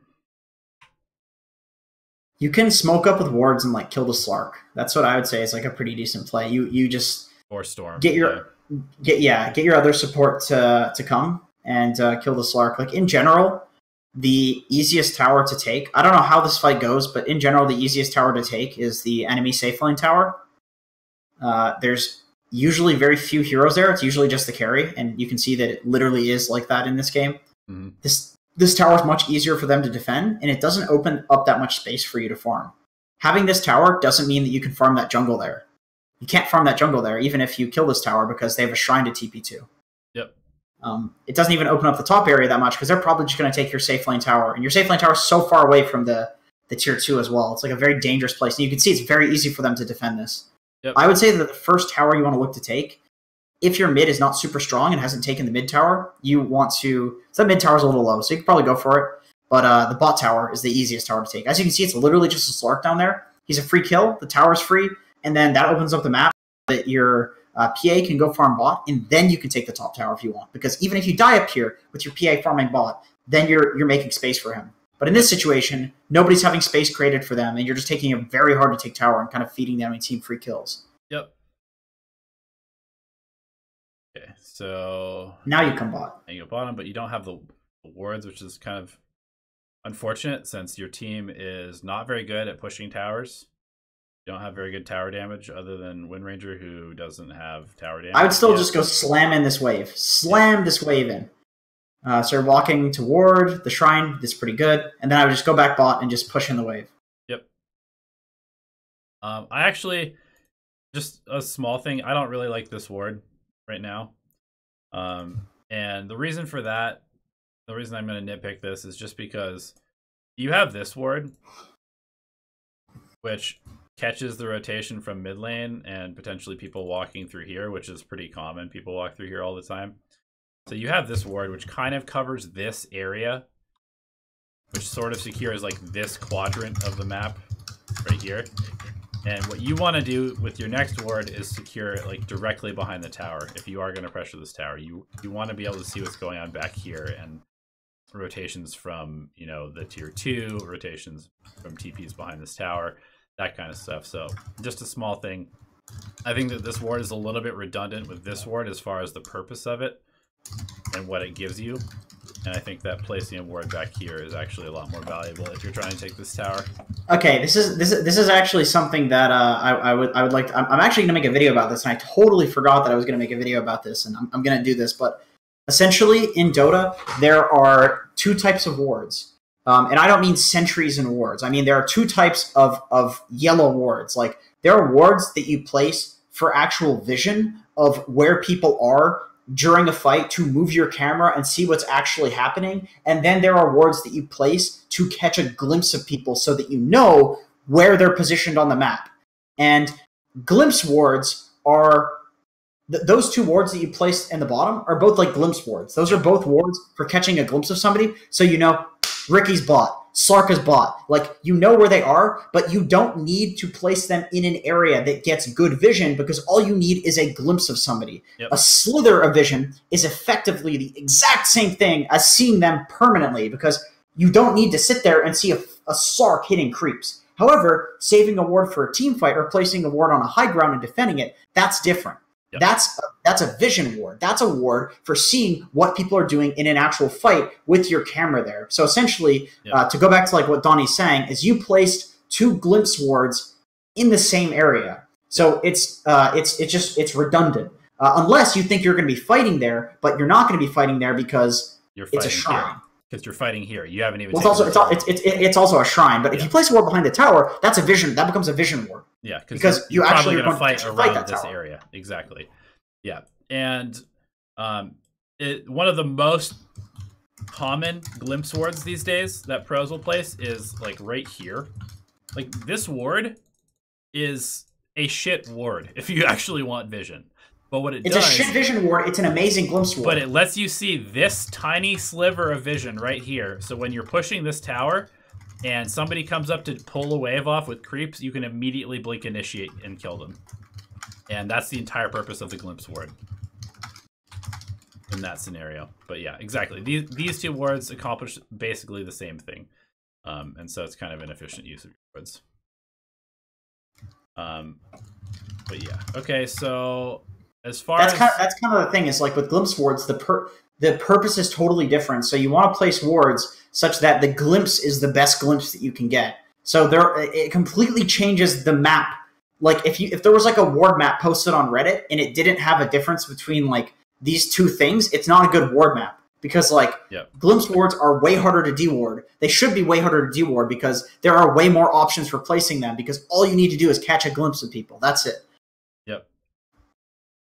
I want to make a video about that, dude. That's a really good video, actually. I totally forgot about that one, but I was talking to Ellie and she was just saying like, "Oh, I don't know how to ward in fights," and I was just like, "No, those are two different support concepts altogether." Then I realized that like, oh, nobody's really like named that yet. I feel like putting a name on it would be like helpful for just referencing it, like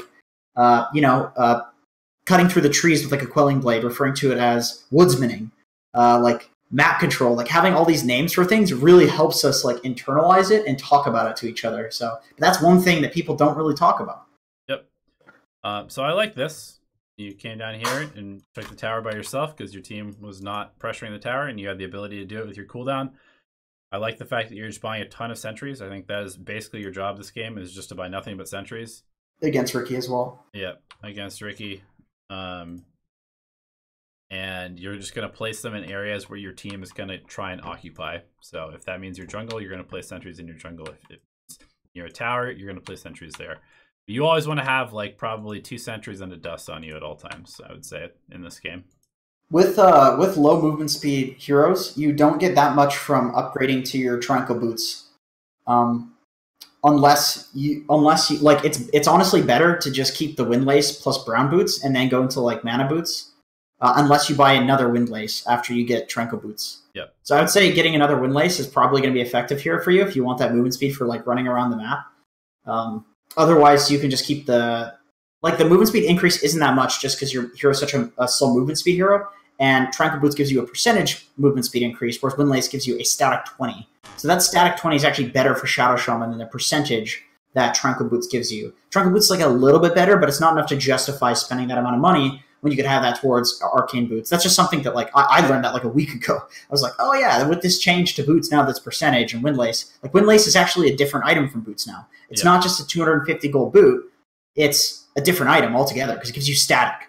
And that's actually better for like Pudges and Shadow Shamans and stuff. Because like they're slow as shit, you know? That's great for them. They don't want percentage increase. It's like, oh boy, I got 5 extra movement speed. Great. Now I'm 285 movement speed. Yeah, so to go back to this game, I like what you're doing. I like the theory behind it. I like that you're placing these aggressive wards to try and push. But one thing that you really have to keep in mind in pubs is that you kind of need to account for your whole team's timing. And if you look at your team, this PA is not ready to fight. This Wind Ranger, not really that ready to fight. Necrophos, not really that ready to fight. Like, he has Reapers and stuff, but he's not really that ready to fight. Mars, this is the only hero that's actually ready to fight. Do you really want to be pushing with just Shadow Shaman and Mars into their team? Probably not. I think that this is one of those spots where in a pub you kind of need to pull back a little bit, maybe not place these wards, because you guys have pretty terrible pick-off, to be honest.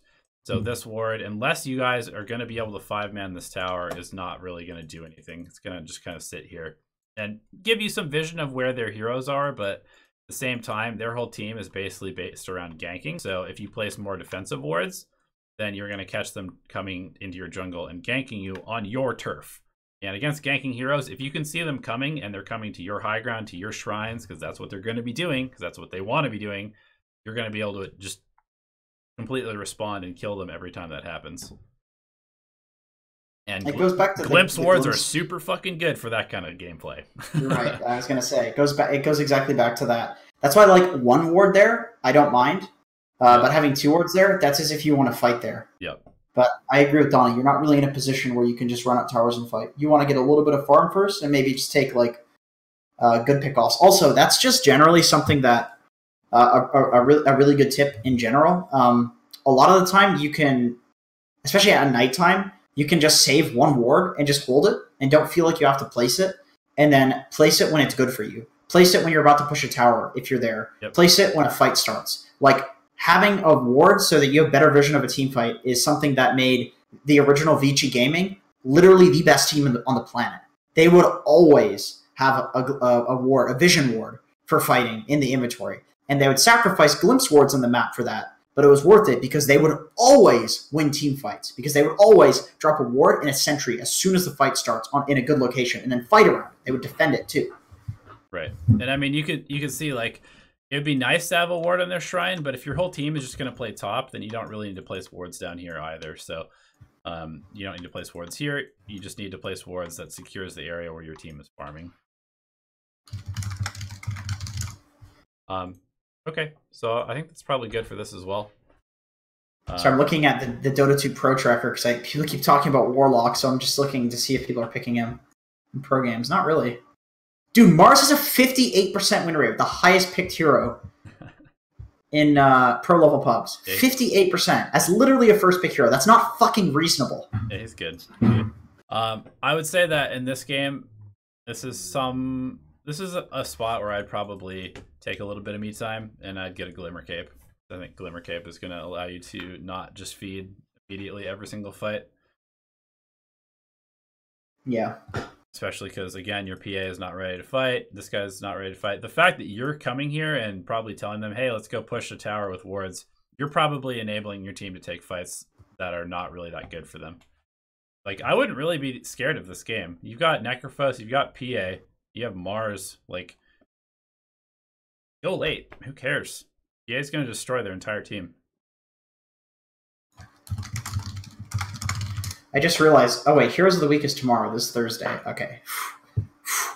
I thought I forgot to post it. Fuck. Oh my god. All right.